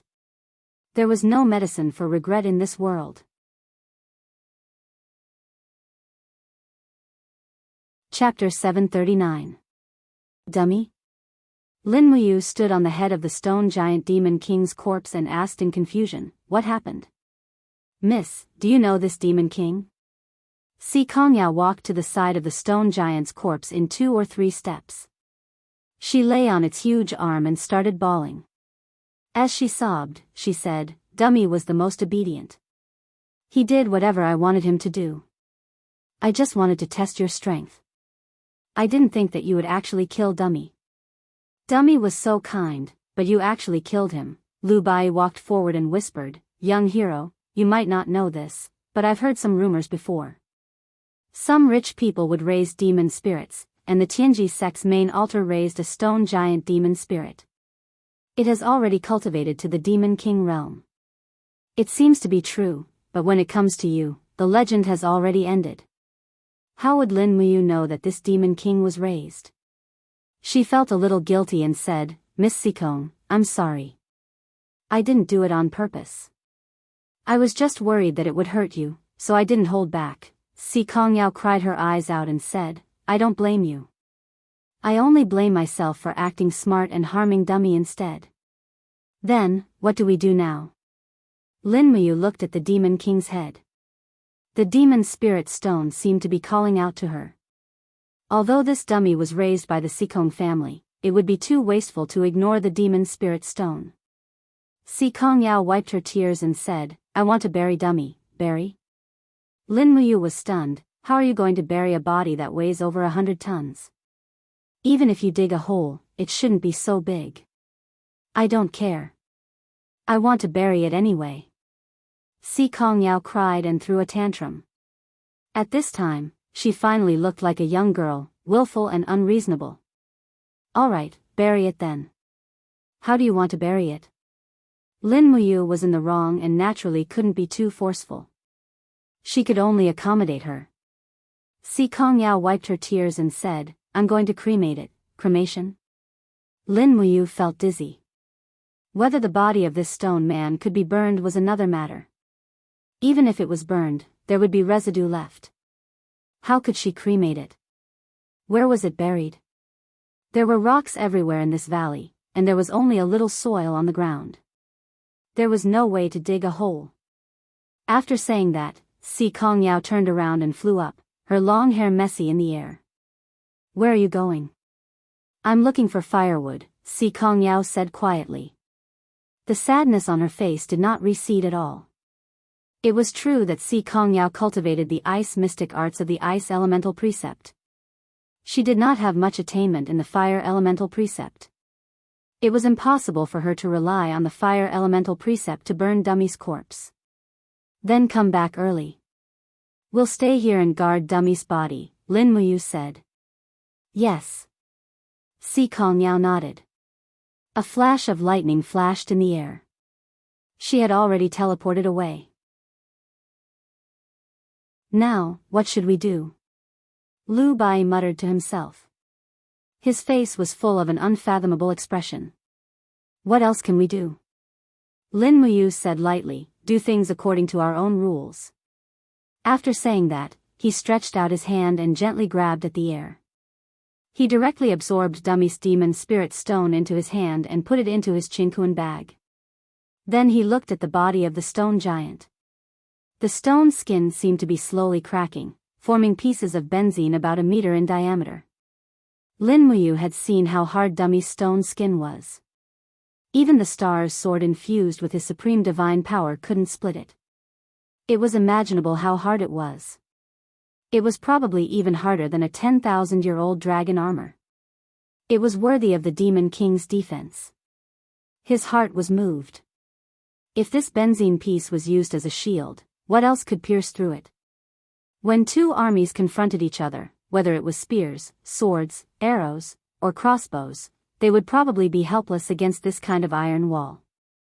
He opened the Qingquan bag and swept around Dummy's body like a whirlwind. He put the stone skin armor into the bag one by one. He counted in his heart. When he finished picking up all of them, he got about 400 hard stone skin armor. He was in a very good mood. Lu Bai was stunned at the side. He said, "Young hero, this dummy is Si Kongyao's pet. It's fine to kill him. But you still did this. Can you face your own conscience?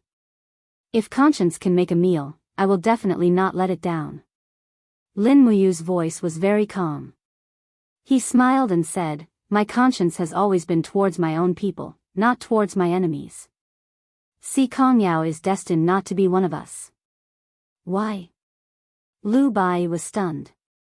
Lin Muyu patted his shoulder lightly and said, "Some things, you will naturally understand in the future. Don't ask. The less you know, the better it is for you. It's best if you don't know anything. Bai, take a step back. I want to burn Dummy's body." "Oh," Lu Bai quickly retreated. Lin Muyu flew up and stopped in midair. Looking at the huge corpse of Dummy, he couldn't help but frown. He opened his palms slightly, and suddenly, a fire elemental spirit pearl appeared between his palms. In the next moment, raging flames descended from the sky and began to devour Dummy's body. The sovereign persona had the ability to control all elemental laws.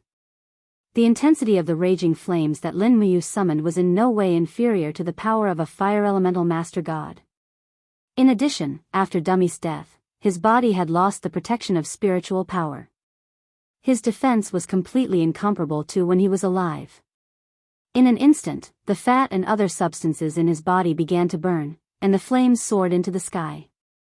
In just the time it took for a joss stick to burn, the 100-ton Demon King tier stone giant was reduced to ashes on the ground. Even its bones were burned by Lin Muyu. The whole valley was filled with an unpleasant smell. Lu Bai covered his nose and frowned. He didn't even have the mood to talk. Lin Muyu raised his sword and continued to take Dummy's demon spirit stones. She had to do something for it. The blade of the sword glowed with the light of stars, and with a peng peng peng sound, a large pit was blasted on the rocky ground. Then, she summoned the wind elemental spirit pearl, and a strong wind swept Dummy's ashes into the big pit. In the blink of an eye, the big pit was already a pile of ashes. At this time, the sun rose from the east, and the sky was bright. A huge black shadow flew in the sky. It was Si Kongyao. She was holding dozens of vines in her hands, and she was carrying a large bundle of firewood that didn't match her size at all. This shocked Lin Muyu and Lu Bai. Si Kongyao had brought dozens of tons of firewood. There was probably nothing in this world that Si Kongyao didn't dare to do. Originally, they thought that she was just being unreasonable, but now it seemed that she really meant what she said. She really wanted to cremate Dummy's body. Bang! The huge bundle of firewood fell in the valley. Si Kongyao stood in the wind blankly and asked, "Where's Dummy?" "I helped you cremate it." Lin Muyu pointed to the big pit at the side and said, "There's still a fingernail that hasn't been burned.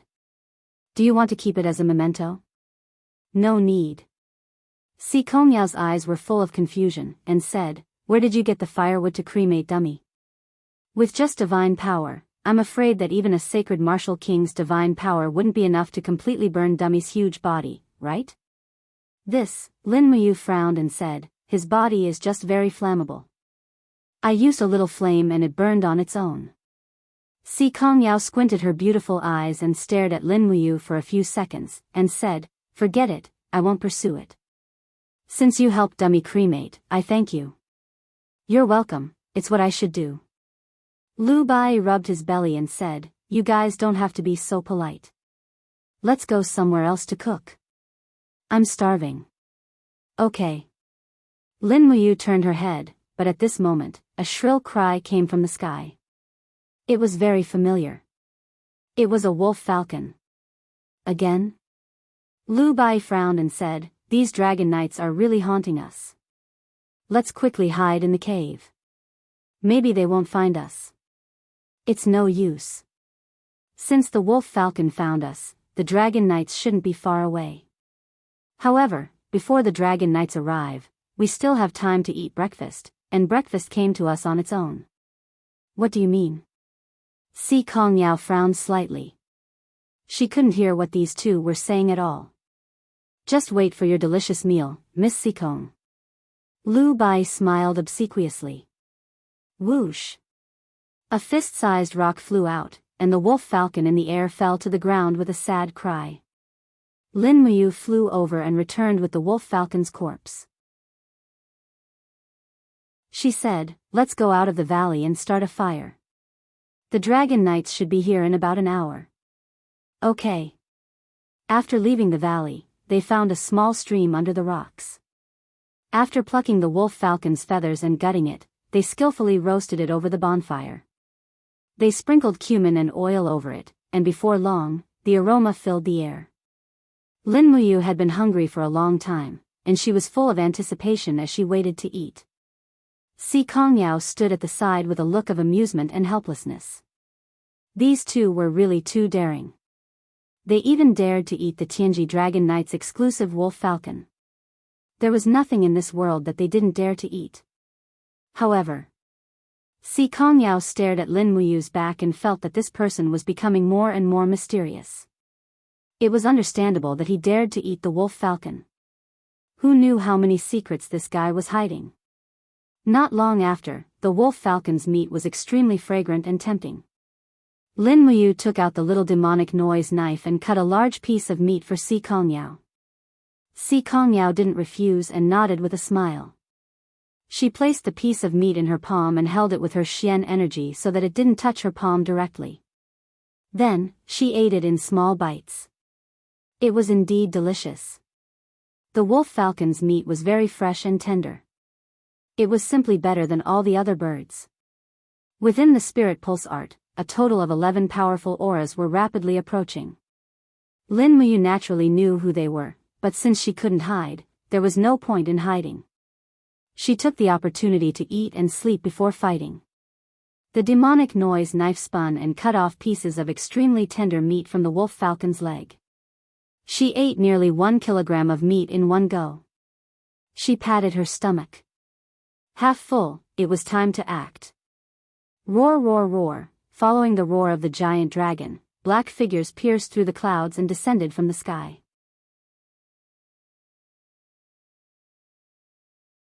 Chapter 740. In the sky, 11 enormous figures formed an invisible pressure on the ground, making it hard for people to breathe. This time, a total of 11 dragon riders had come. One of them was a dragon rider general, a person with a penetrating scar on the left side of his face. It was most likely a scar that had been left behind after being shot by a sharp arrow. He looked to be around 40 years old, and his chin was covered in short stubble. His gaze was intimidating, and he wore a symbol of 4 golden stars and a red cloud on his chest. The symbol of 4 stars signified that he had already obtained the title of Sacred Martial King on the Celestial Pole continent, while the red cloud was the symbol of the Tianji Empire. Lei Wen, one of the 21 dragon riders of the Tianji Dragon Riders, was a Saint Martial King. His muddy fire blade had swept through many experts within the empire, making his name known throughout the world. Now, he had received an order from the headquarters of the Tianji Dragon Riders to lead 10 dragon riders to kill a sword-wielding ranger. Now, he had finally found him. However, when Lei Wen's gaze fell on the bonfire under the cliff, he couldn't help but tremble. He was furious. These two brats actually killed the wolf falcon. On the ground, Lin Muyu stepped on the early spring grass and walked forward step by step. She raised her head to look at the dragon riders in the sky and said, "You guys have come again and again. Are you done yet? You're the one who defeated Hu Yin." Lei Wen's voice was filled with dignity. "That's right, it's me." "You killed the wolf falcon as well?"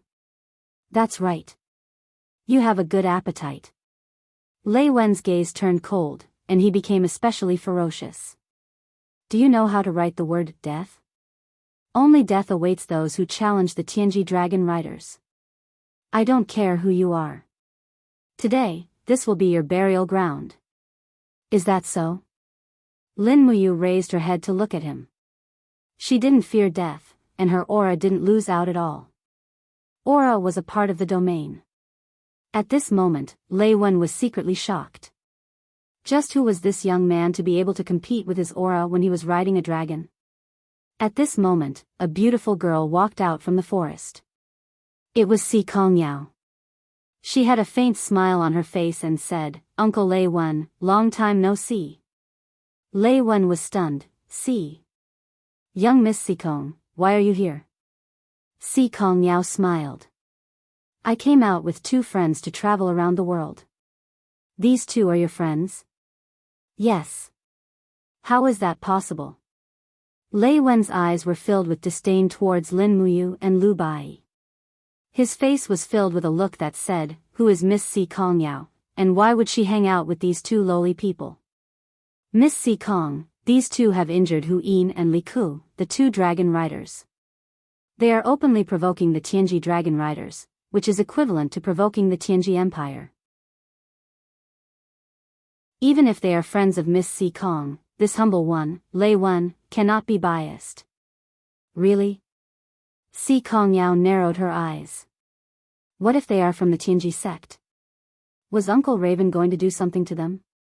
If Uncle Raven did something to the Tianji sect, and Grandpa found out about it, would he punish you?" Lei Wen's face flashed with a trace of horror. Si Kong Ming, these three words were the supreme existence in the hearts of the Empire's warriors. Even the Imperial Marshal, one of the 5 divine martial gods, Bai Minghuan, was respectful to Si Kong Ming, not to mention a mere dragon rider like him. However, if he were to admit defeat like this, he would probably become a laughing stock. Not to mention that Lei Wen was leading 10 dragon riders to carry out a mission from the headquarters.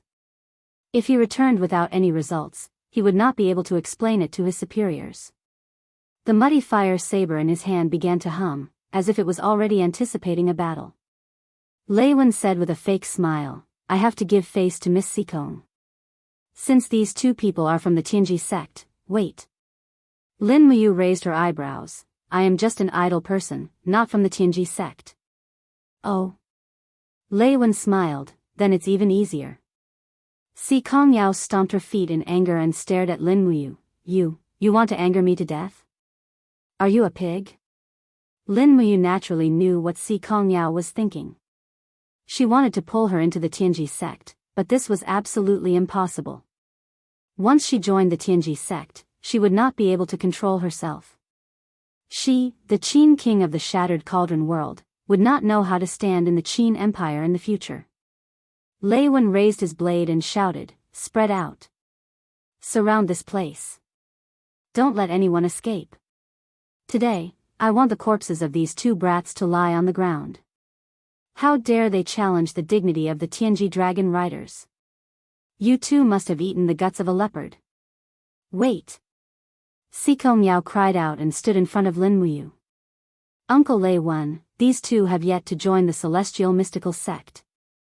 Now that I've promised them that they will become the Celestial Mystical Sect's distinguished guests, even if they're not from the sect, I won't allow anyone to bully them.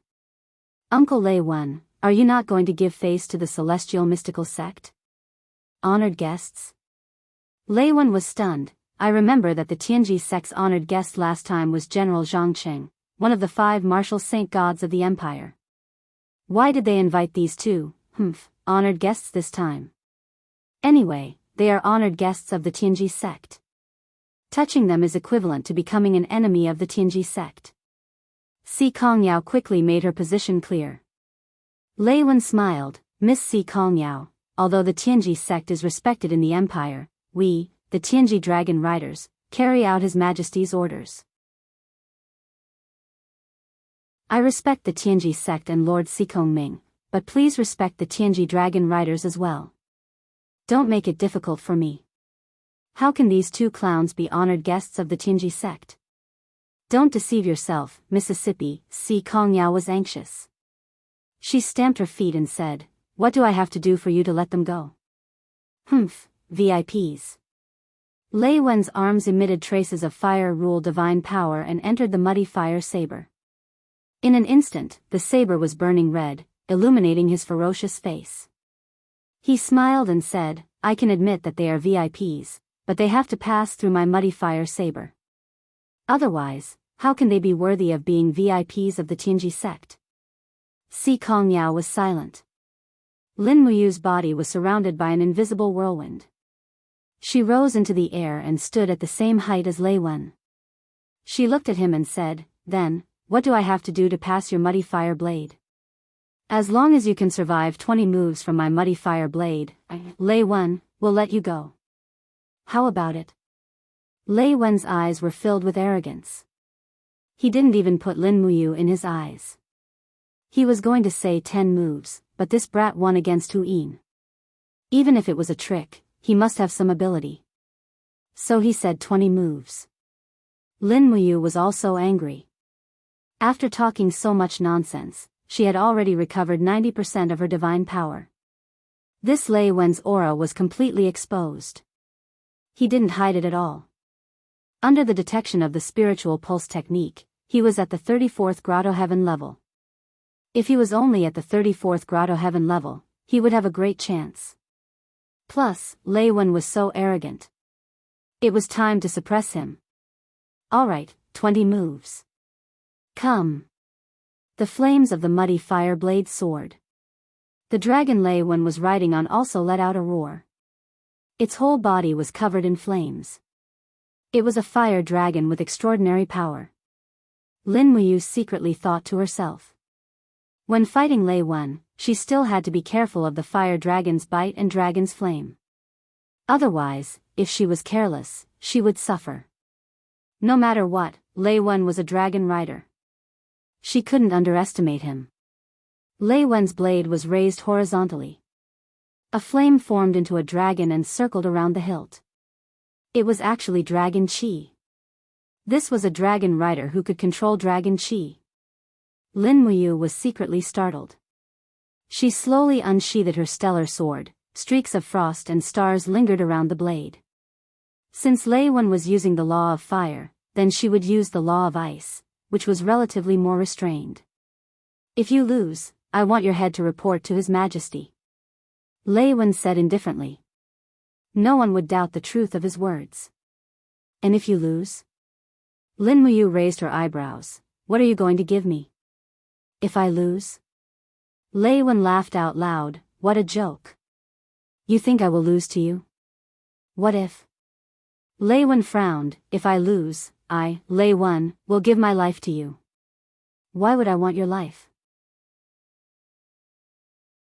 "If you lose, I want this fire dragon of yours." "What?" Lei Wen was startled. "You want my Qi Yan?" So this dragon's name was Qi Yan. Lin Muyu nodded and smiled. "What, you don't dare to bet?" "Let's bet. You're just courting death." With a furious roar, Luan rode his dragon and charged forward. With a slight tremble of his long blade, the air seemed to be engulfed by raging flames. In an instant, he slashed out nearly 10 flaming blade lights. The power interweaved together, as if wanting to vaporize everything in the world. As expected of a dragon rider. With just a single move, it could be seen that he was much more skilled than Hu Yin, Li Ku, and the other dragon riders. However, Lin Muyu was even faster. Without a dragon mount, he was able to deal with it easily. His body was like a fish in the sea as he weaved through the blade auras. In an instant, he was in front of Lei Wen. He raised his hand and slashed down. First star light. Courting death. Lei Wen swept his blade horizontally. Dang! The star sword and the muddy fire blade clashed. It was obvious that the muddy fire blade was also a saint weapon, and its soul-refining power was not much inferior to the star sword. A total of 34 heavenly caves swept over. Lin Muyu could not help but be shocked to the point that he was rooted to the ground. Below him, the flames surged. It was the fire dragon turning its head to bite and devour. Pooh! The air seemed to suddenly explode. Lin Muyu's movement speed was extremely fast, and he retreated dozens of meters in an instant. He did not plan to take a defensive stance at all. Facing a powerful dragon rider, he chose to attack. That's right, attack is the best defense. That was what everyone said. Clang, clang, clang, sparks continuously flew in the air. In just a few seconds, Lin Muyu slashed out 7 or 8 times. Every slash was filled with supreme divine power, and his body was surrounded by the energy of the jade snow ice. The more Lei Wen fought, the colder he became. His body and arms were covered in a layer of frost. This brat was like an iceman from purgatory. The surroundings were extremely cold, and this kind of ice law divine power was the power that Lei Wen hated the most. His movements gradually became slower and slower. Lei Wen's temperament also became irritable, and he no longer had any method to fight.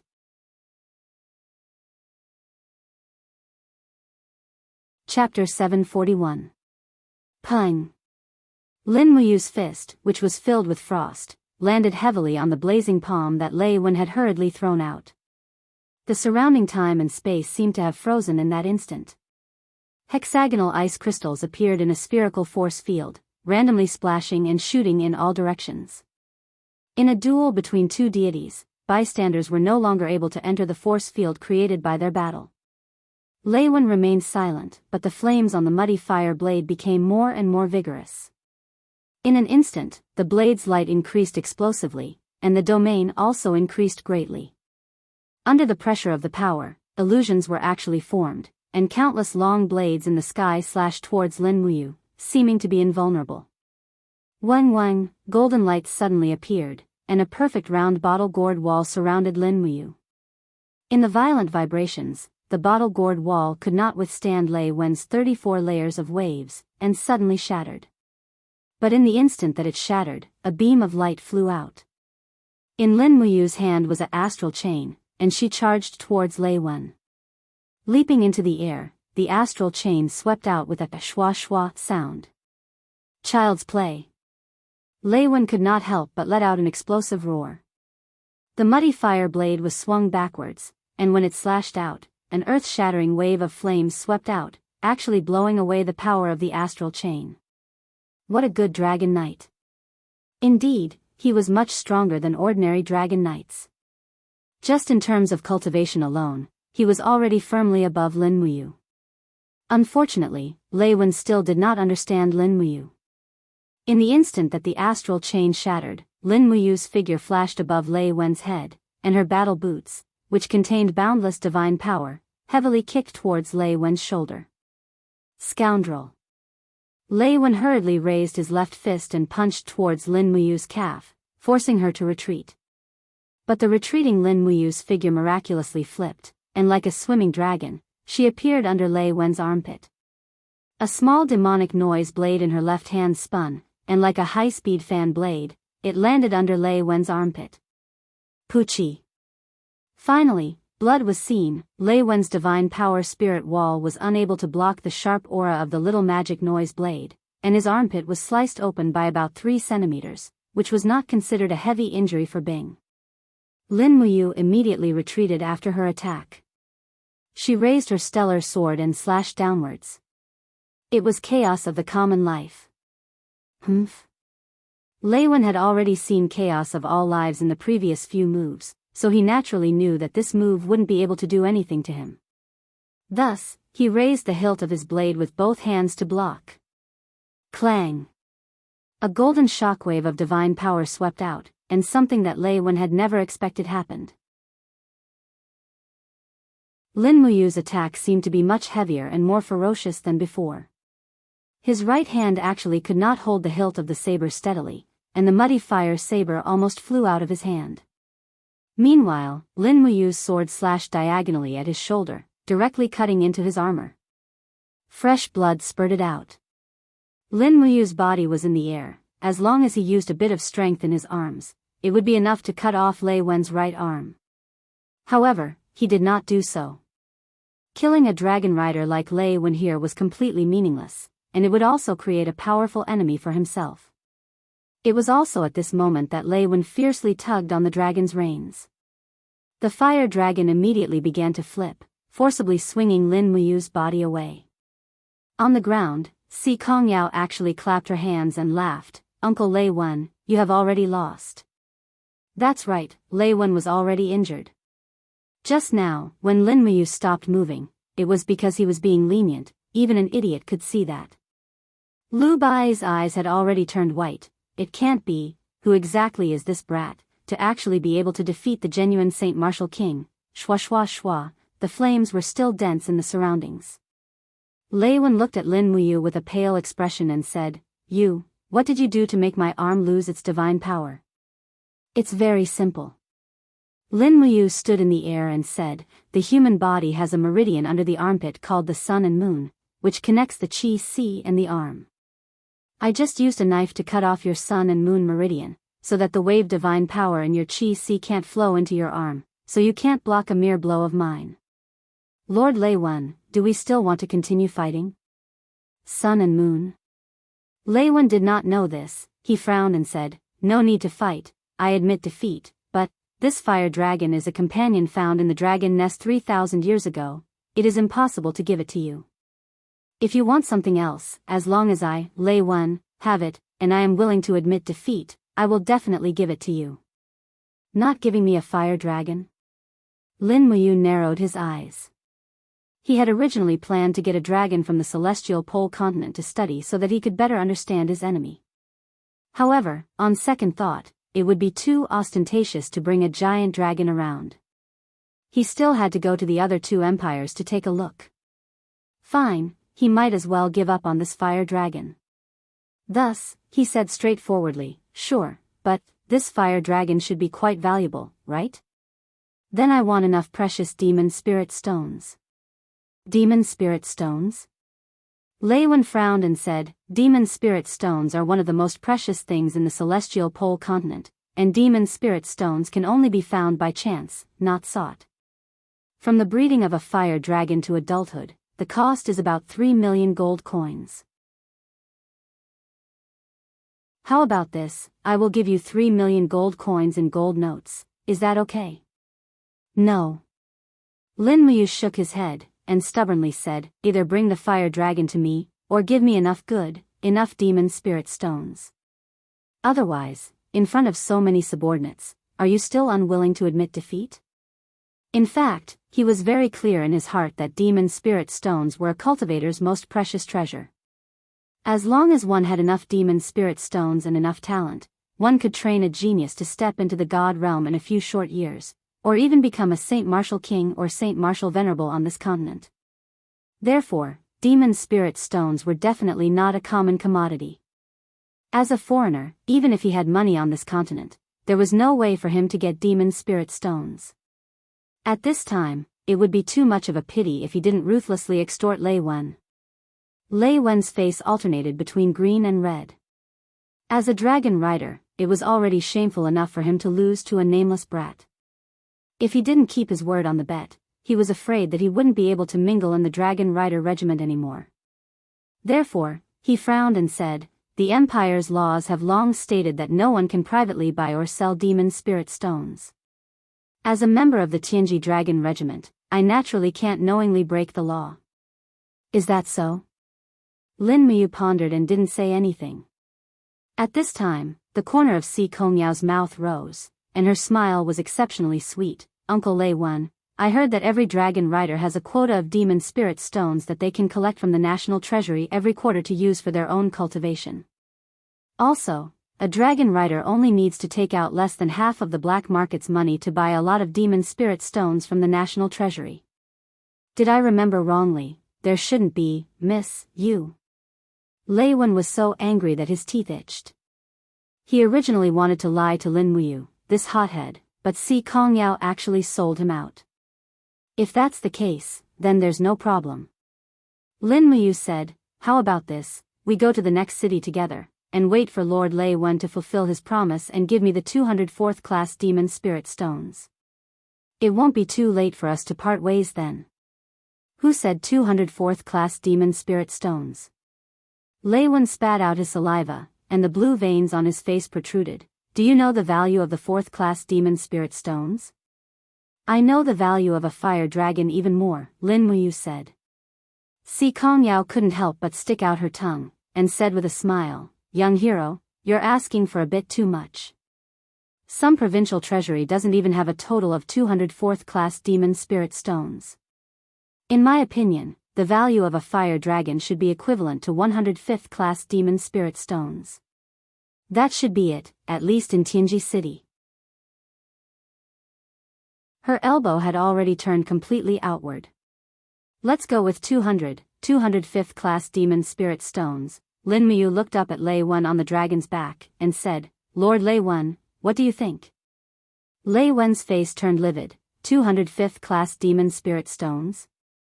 I'm afraid I can't afford that much even with my 50 years of salary. You're making things difficult for me. Who said so? Uncle Lei Wen, it's not right for you to say you're poor. Si Kongyao squinted her beautiful eyes and smiled. If I remember correctly, 3 years ago, when you went to East Com City to subdue a demon venerable level demon spirit from Marquis Egret, you received more than 1 million gold coins from him. Moreover, the Tianji Dragon Riders sometimes complete some missions in private.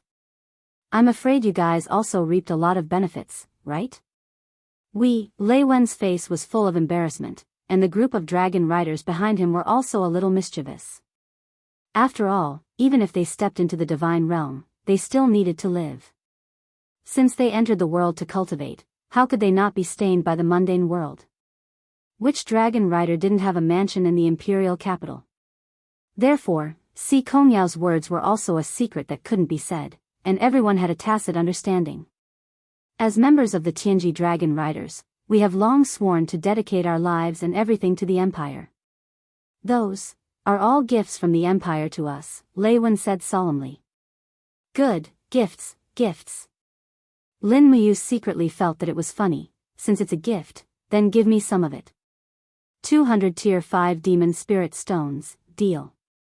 No, it's too much. I really can't take out that much at the moment. Lei Wen frowned. It seemed that this was indeed beyond what he could bear. Then how much can you take out? 50 tier 6 demon spirit stones. Looks like I need to go to the imperial capital and announce that the Tianji Dragon Rider Lei Wen of the Tianji Dragon Riders lost to a ranger, Lin Muyu said slowly with her arms crossed. Lei Wen couldn't help but wail. Originally, he could order 10 dragon riders to attack together, and they would definitely be able to kill both Lin Muyu and Lu Bai.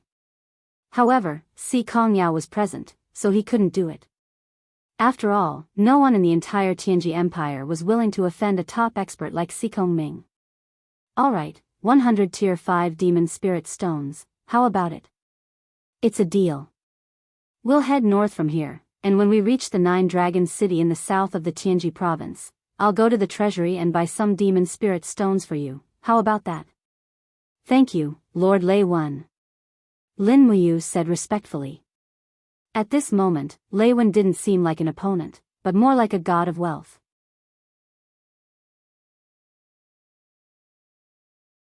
Chapter 742. 9 Dragon City, a wealthy county city located about 500 miles south of Tianji City. It has a population of more than 2 million people, mainly farming and fishing. The city is very sturdy. On the east, south, and west sides of the city, there are 2 statues of dragon heads, and facing the north, there are 3 statues, implying that they are bowing down to Tianji City. 10 miles south of the city, 11 giant dragons were hovering in the air. It was a spectacular sight, attracting the attention of the commoners, rangers, mercenaries, and hunters on the official road. Everyone knew that the Empire had a powerful dragon rider regiment, but there were very few people who had seen a dragon rider with their own eyes. Under the shade of a tree, Lin Muyu, Lu Bai, and Si Kongyao were each riding a war horse, slowly moving forward. They were not worried, because Lei Wen and the others in the air would definitely be waiting for them. Dragon riders regard reputation as more important than life. Presumably, Lei Wen would not be willing to let others know that he had been defeated. Young hero, Lu Bai glanced at Lin Muyu, wanting to say something but hesitating. What's wrong? If you have something to say, just say it. Lin Muyu asked. Lu Bai frowned and said, although Lei Wen is a dragon rider, do you really trust him that much? If Lei Wen cheats us, and we enter Nine Dragon City, he will close the city gate, making it impossible for us to escape. What should we do? Although demon spirit stones are very precious, but if we lose our lives, what's the use of demon spirit stones? Bai, you misunderstood. It's not us entering Nine Dragon City, it's only me entering Nine Dragon City. Oh. Why? Lu Bai was stunned. Lin Muyu slightly smiled. Do you think I don't know how sinister people can be? But, I must get my hands on these 100 demon spirit stones. So, you and eldest Miss Sikong don't go into the city.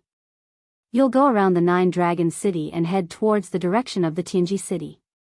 I'll leave the Nine Dragon City after I get the demon spirit stones, and then I'll look for you. Si Kongyao frowned slightly. Although you're very strong, you're definitely not stronger than all the warriors in Nine Dragon City. Also, you probably don't know this, but all the large cities in the empire have been set up with barriers, and the laws of space are chaotic. Even Saint Martial gods can't use their power to pierce through space within the city. In other words, it's too difficult for you to walk out by yourself. Unknowingly, Si Kongyao seemed to have regarded herself as one of the members of Lin Muyu and Lu Bai's adventure team, so she was always thinking of them. Barrier? Lin Muyu narrowed her eyes. How did you set up this barrier? It seems to be an iron bar buried in the ground. As for what it is, I don't know. That's a matter for the Imperial Army. Iron bar? Lin Muyu muttered to herself. That should be a magnet. It turned out that the people of the celestial pole continent already knew how to use magnets to disrupt the four-dimensional power of God state experts. She asked, Miss Sikong, have you heard of the Heavenly Book? Heavenly Book? Si Kongyao's eyes were filled with confusion. She shook her head and said, I don't know, and that's good. Protect Lini and don't enter the city. Walk around the city. I'll follow you guys. Don't worry. Lin Muyu had a rough idea of what was going on. The Heavenly Book's original name was Fushi's Heavenly Book. It was a kind of power that God Emperor Fushi had left behind for his descendants.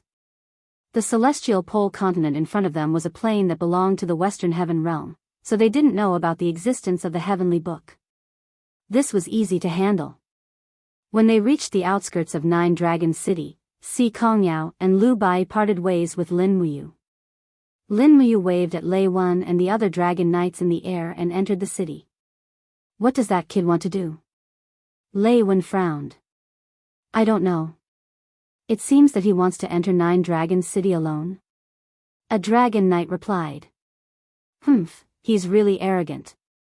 Although this kid has the ability, it's just a little trick of breaking meridians.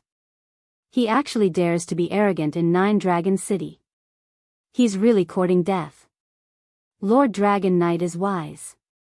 The Dragon Knight smiled slightly. When do we make our move? There's no hurry. Lei Wen's eyes turned cold and said, I've already sent a letter to the prefectural governor in the city. The 100 demon spirit stones are prepared in the prefectural treasury. Let him go and get it himself. As long as this kid enters the prefectural treasury, we'll immediately kill him and get rid of any future troubles.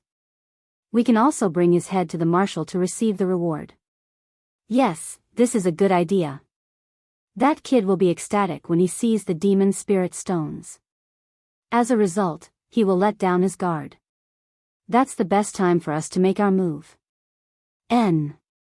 A group of people rode their battle dragons across the city and rushed straight in the direction of the prefectural treasury. The dragon was fast and the horse was slow. When Lin Muyu rode his horse to the prefectural treasury, more than a dozen dragon knights were already there. There were also a few people wearing official robes. Young hero, good day.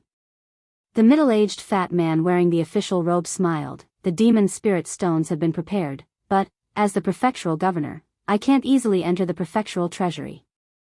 Young hero, please follow the registrar to get it yourself. Lei Wen smiled and said, we'll go with you. Thank you. Lin Muyu nodded. He could clearly feel the murderous intent. But it didn't matter. It wasn't difficult for him to escape anyway. The prefectural treasury wasn't too big, but it was pitch black. A few servants carried torches and escorted Lin Muyu inside. Behind him, there were more than a dozen dragon knights with swords and spears in their hands. They looked like they were ready to kill at any moment. Lin Muyu pretended that he didn't see anything and strolled into the prefectural treasury. The first treasury stored some weapons, armors, and other military supplies. The second treasury stored countless grains. The third treasury was a horse farm. The fourth treasury stored gold and silver. Gold and silver coins were piled up like mountains. The demon spirit stones were also in the fourth treasury. There were guards outside the prefectural treasury. At a glance, there were at least 500 of them. There were also many archers in the attic. At the same time, ballisti and ballisti were facing the door of the prefectural treasury. It could be said that it was heavily guarded. Lin Muyu raised his head and glanced around. The middle-aged man drinking tea in the attic was at the first heaven of the divine state. He was a Saint Martial Venerable in the celestial pole continent. In addition, the two people playing chess were Saint Martial warriors. They were both Saint Martial warriors. The Tianji Empire was too extravagant for a mere prefectural treasury to have such a defensive force. In the Shattered Cauldron realm, a god-state expert could be the imperial advisor of a country. But in the celestial pole continent, he could only be a supervisor guarding the prefectural treasury. The difference was too big. Young hero, please come in. Luan said with a smile that didn't reach his eyes. That smile of his was really too annoying. Lin Muyu was not afraid. She walked in. On both sides were wooden chests filled with gold, silver, and copper coins. The torn wrapping papers were emitting a golden light. It was very tempting. But the most tempting thing was the table in the center of the prefectural treasury. There was a delicate wooden chest on it. The chest was open. It was filled with thumb-sized demon spirit stones. There were a total of 100 of them. All of them were 5th-grade demon spirit stones. They glowed with different lusters according to their attributes. These are all prepared for me? Lin Muyu asked with a smile. That's right. Lei Wen extended his hand and made a gesture of courtesy. He smiled and said, young hero, please help yourself. Thank you.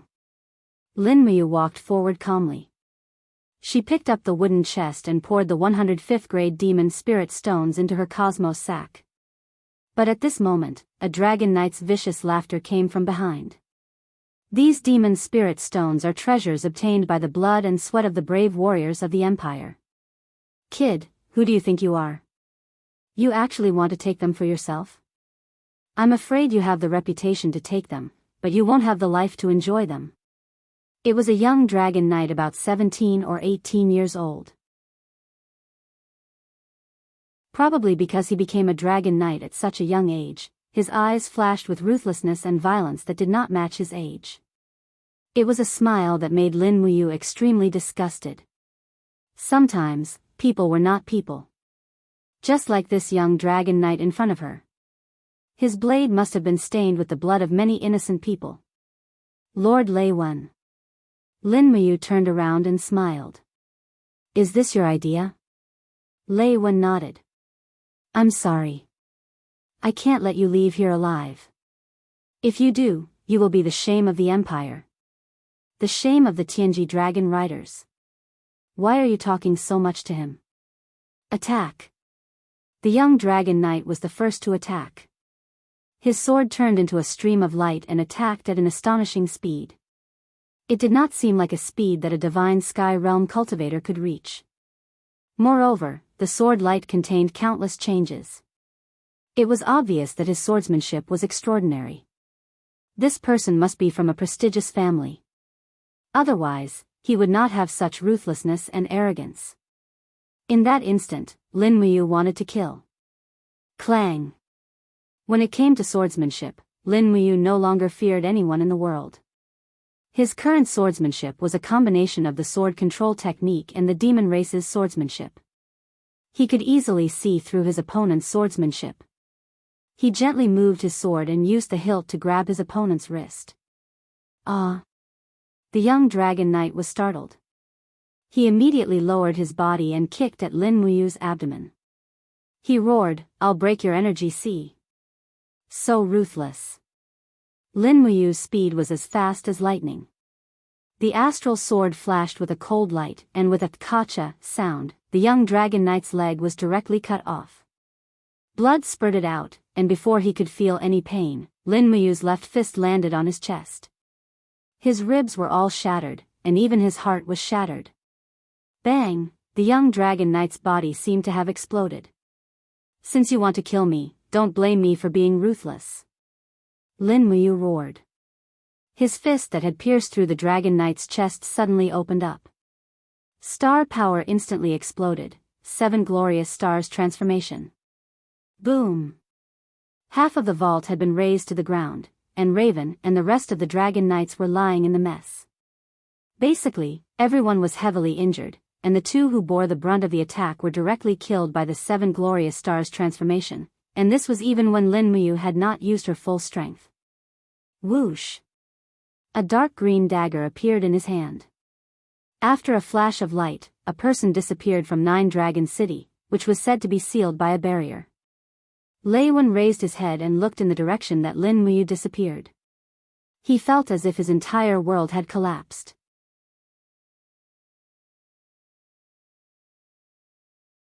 Chapter 743. In the harsh winter, the wind at night in the land of exile cut one's skin like a knife. However, the colder it was, the harder it was to find food. Many large beasts had hibernated in their caves. Therefore, the exiles could only hunt each other for meat. To the exiles, the greater significance of the harsh winter was whether they could survive until winter, but the cold was not the most fatal factor. Huff! Huff! In the barren, pale yellow grass, a ghost wolf crawled there. Ghost wolves never hibernated. They needed to maintain continuous hunting to maintain their strength. This ghost wolf was a female wolf. Her eyes were very fierce, and the mucus that flowed from her teeth had actually frozen into icicles hanging from her chin. They looked like the teeth of a saber-toothed tiger. The ghost wolves in the land of exile were different from ordinary wolves. Their fur was as tough as a 10,000-year-old spiritual dragon, and their sharp teeth could bite through a 10-centimeter thick steel plate. They were ferocious and ruthless. Every time they hunted, they would bite their opponents into pieces before stopping. This female wolf had not hunted for any food for 3 days in a row. If she did not eat, she would not be able to maintain her strength and become someone else's prey. Therefore, she had to succeed in one strike. Now, her prey had arrived. In the distance, a man in black carrying a scythe with a ghost head slowly walked over. He wore a loose windbreaker, and his face was hidden in the hood of the cloak, making it impossible to see his true appearance. Roar! The ghost wolf finally could not hold it in anymore. She pounced at the prey from the wild grass like lightning. It seemed that as long as she bit the opponent's throat, the man in black would become her prey. Beast! A cold light shot out from the hood. The black-clothed man waved his arm lightly. Crack! The sickle turned into a sharp light that swept across. In the next moment, the ghost wolf's body was cut in half. The cold wind blew past, and the black-clothed man's hood was blown up, revealing a middle-aged man's face that was filled with hostility. Although the meat of the ghost wolf was fishy, it was the best food in winter. However, the man in black did not pick up the corpse of the ghost wolf. Instead, he walked towards the distant mountains without looking back. To him, the enemy hidden in the mountains was more important. Moreover, mere wolf meat was not enough to attract the attention of an exiled king. Eric, a powerhouse who had been exiled tens of thousands of years ago, had killed 3 Lord-level opponents, Lin Dong, Wang Fei, and Terran, with a blood-red scythe. His outstanding military achievements had earned him the title of King of the Land of Exile. There were only about 10 kings in the entire Land of Exile, and Eric had naturally earned his current position through strength and not luck. But now, Eric had learned that a powerhouse had appeared in his territory. Eric was a young girl with a steel sword. No one knew her name. She only had a pair of blood-red eyes and endless power. She had also was an aggressive murderous intent. She had killed many Lord-level powerhouses, including General Iron. When Eric thought of General Iron, he could not help but sneer. A person like General Iron was not worth mentioning to Eric. In fact, if Eric wanted to kill General Iron, he could even crush him with his fingers. However, what shocked Eric the most was that the young girl had actually killed the Lord-level exiled king, Luobwa, a few days ago. One had to know that Luobwa's battle blade had killed more than 10 Lord-level powerhouses. The person who could kill Luobwa was definitely not simple. Therefore, the people of the Land of Exile called this young girl the Dark Moon Shura. Every night of the Blood Moon Shura, it was the time of the Dark Moon Shura's massacre. The time of the massacre? Eric couldn't help but laugh coldly. Tonight would be the night the Azura of the Dark Moon would be slaughtered. The legends of the banished land were worthless. Every legend would only last for a few years or even a few months. After that, they would be destroyed. According to the ranking system in the Land of Exile, from high to low, they were King, Lord, Chief, Rogue, Newbie, Noob. The Dark Moon Shura had killed the Lord-level Luobwa, so naturally, she became the new Lord. Every day in the rundown taverns, there were legends about the new Lord, and the Dark Moon Shura naturally became the topic of conversation.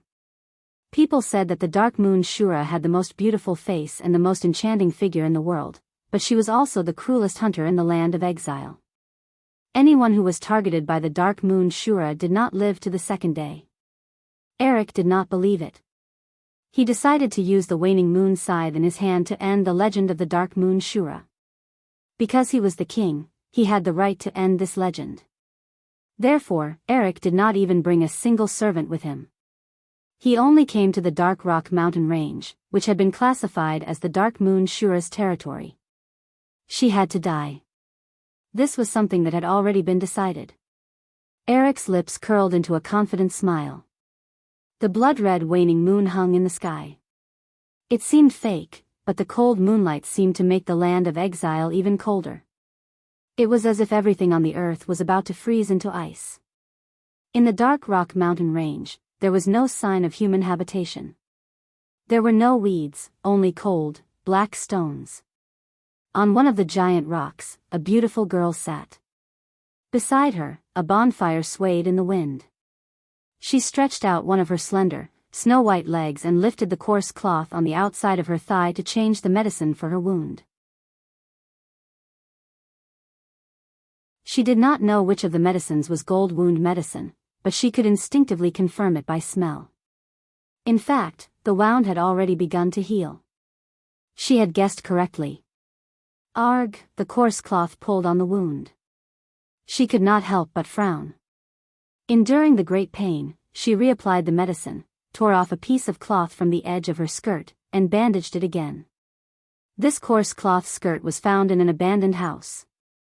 It was originally a knee-length skirt, but in order to bandage the wound, it had now become a miniskirt.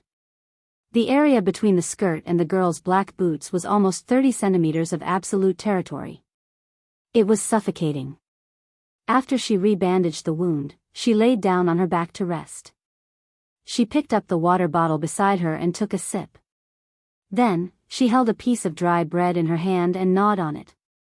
Perhaps it was not bread, but compressed biscuits.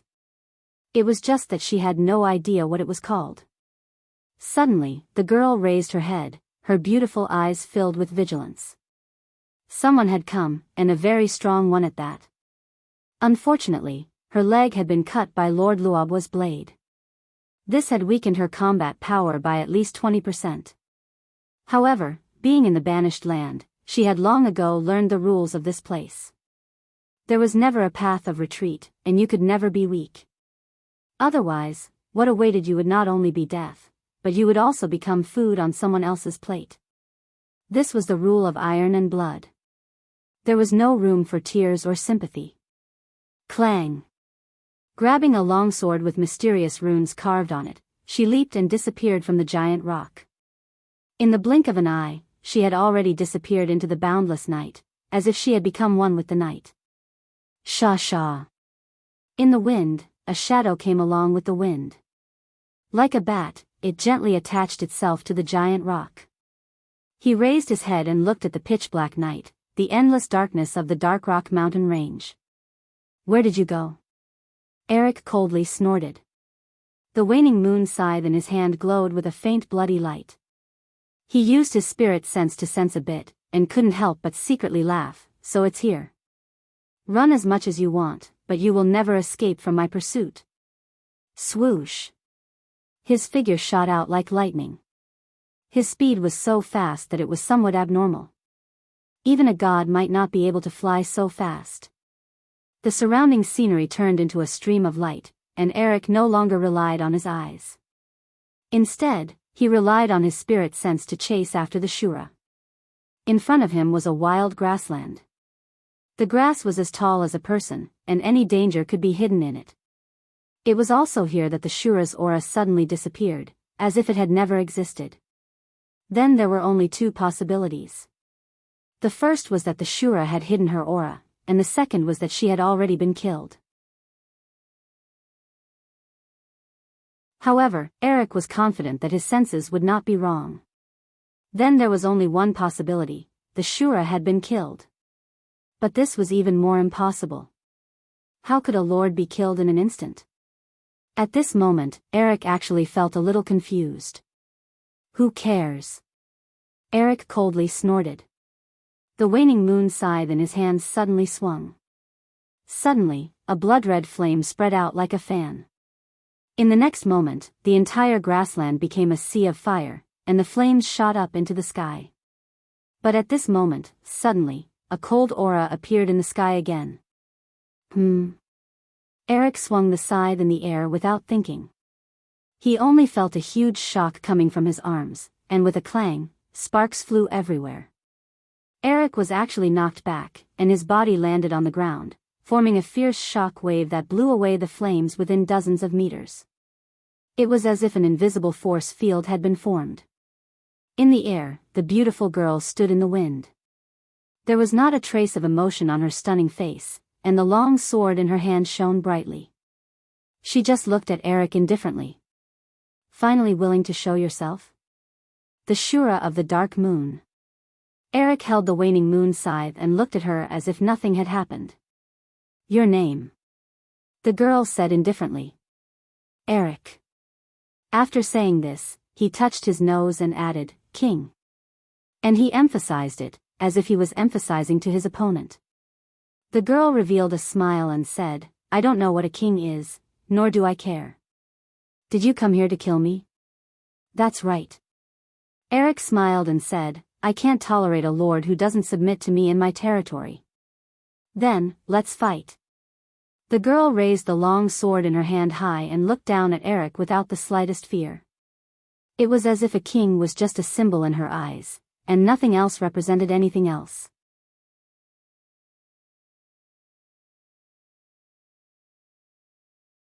Chapter 744.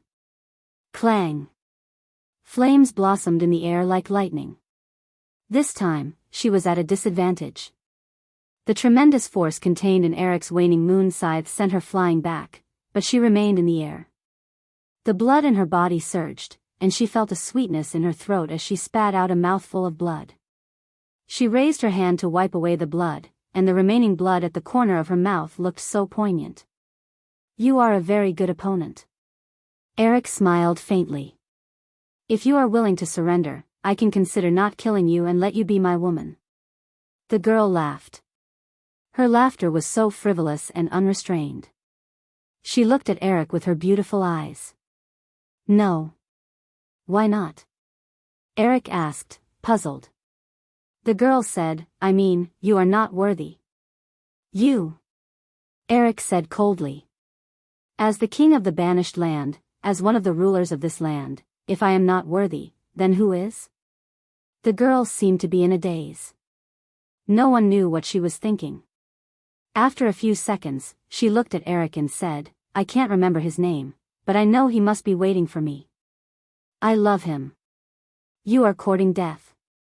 Eric gritted his teeth. He felt jealousy burning in his heart. He quickly increased the divine power in his body to 100%. Suddenly, his cloak fluttered, and his long hair danced in the wind. He looked like a god of death. The light from the crescent moon scythe in his hand refracted dozens of meters away. The flames were threatening. He sneered. Since you think I am not worthy, then I will send you to your death. I will send you to meet the person you love. Ha ha ha. The girl smiled, and the airflow around her surged. As the blood-red light soared, a golden light burst out, and a dazzling golden ice crystal appeared in her palm. It was the celestial dragon crystal.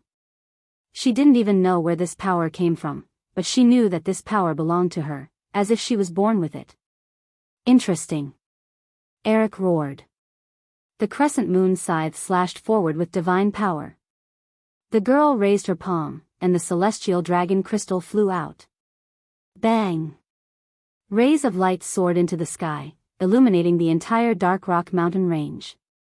Anyone would be able to tell that two exiled beings with extraordinary strength were fighting it out. They might be lords or kings, but one thing was certain, no one should join in the fun, or they would definitely die on the spot. Kill. The more Eric attacked, the more ferocious he became. Almost every strike contained layers of divine power, especially when he discovered the scars on the girl's legs. Every time he waved his scythe at the most vulnerable part of the opponent. As time went by, the girl was at a complete disadvantage. Even the dragon crystal could not help her turn defeat into victory. You lost.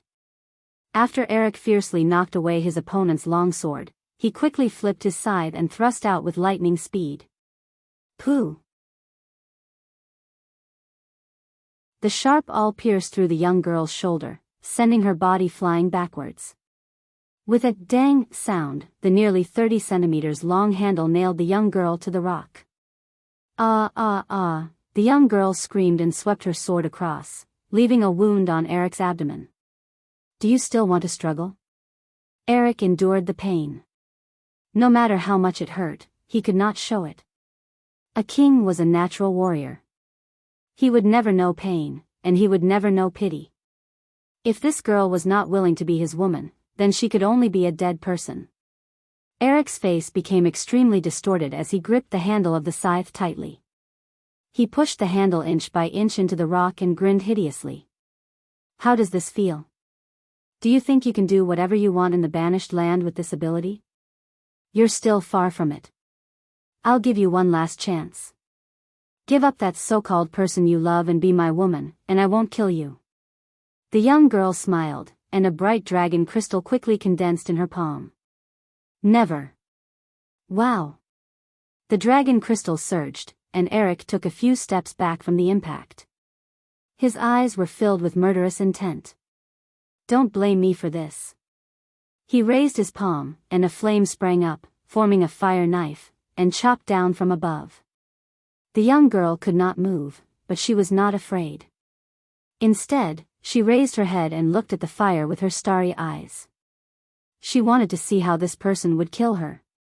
At this moment, a rustling sound came from the rock behind her.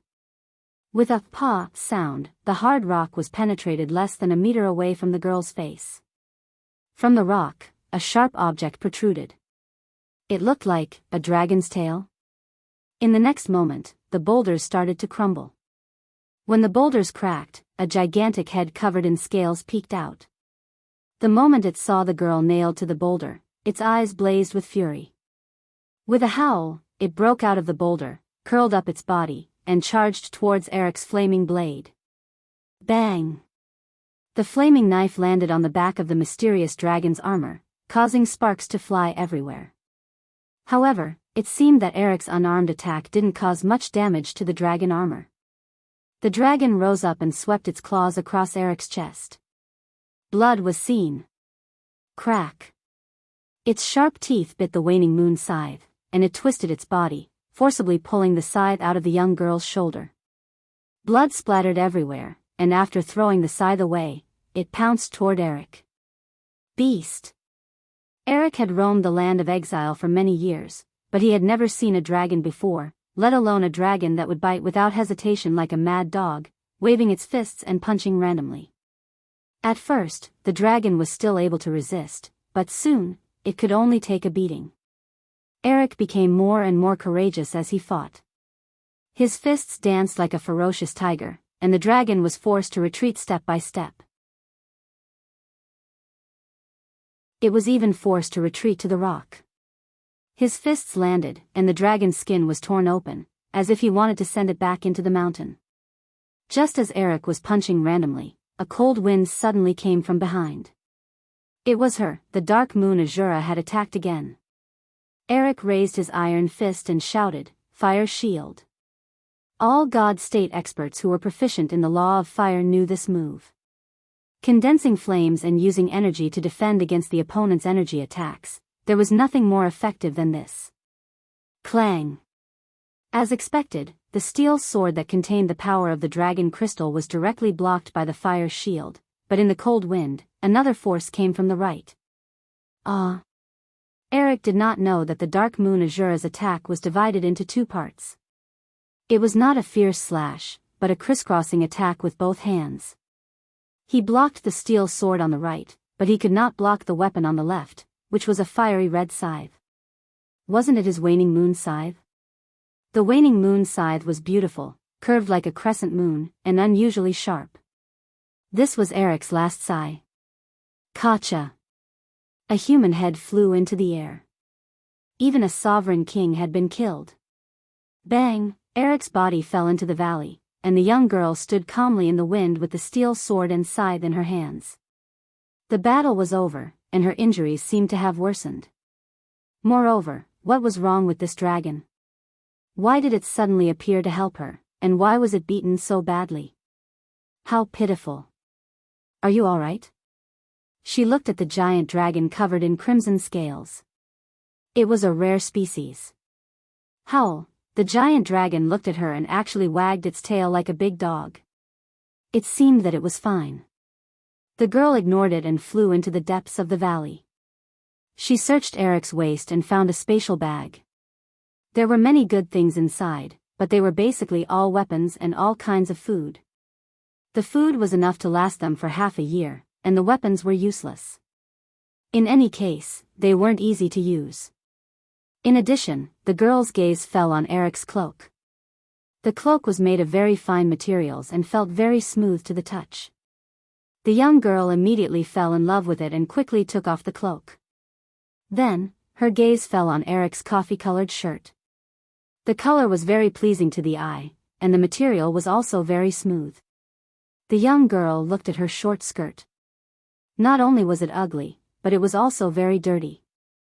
Thus, she took off Eric's shirt and made a decision in her heart.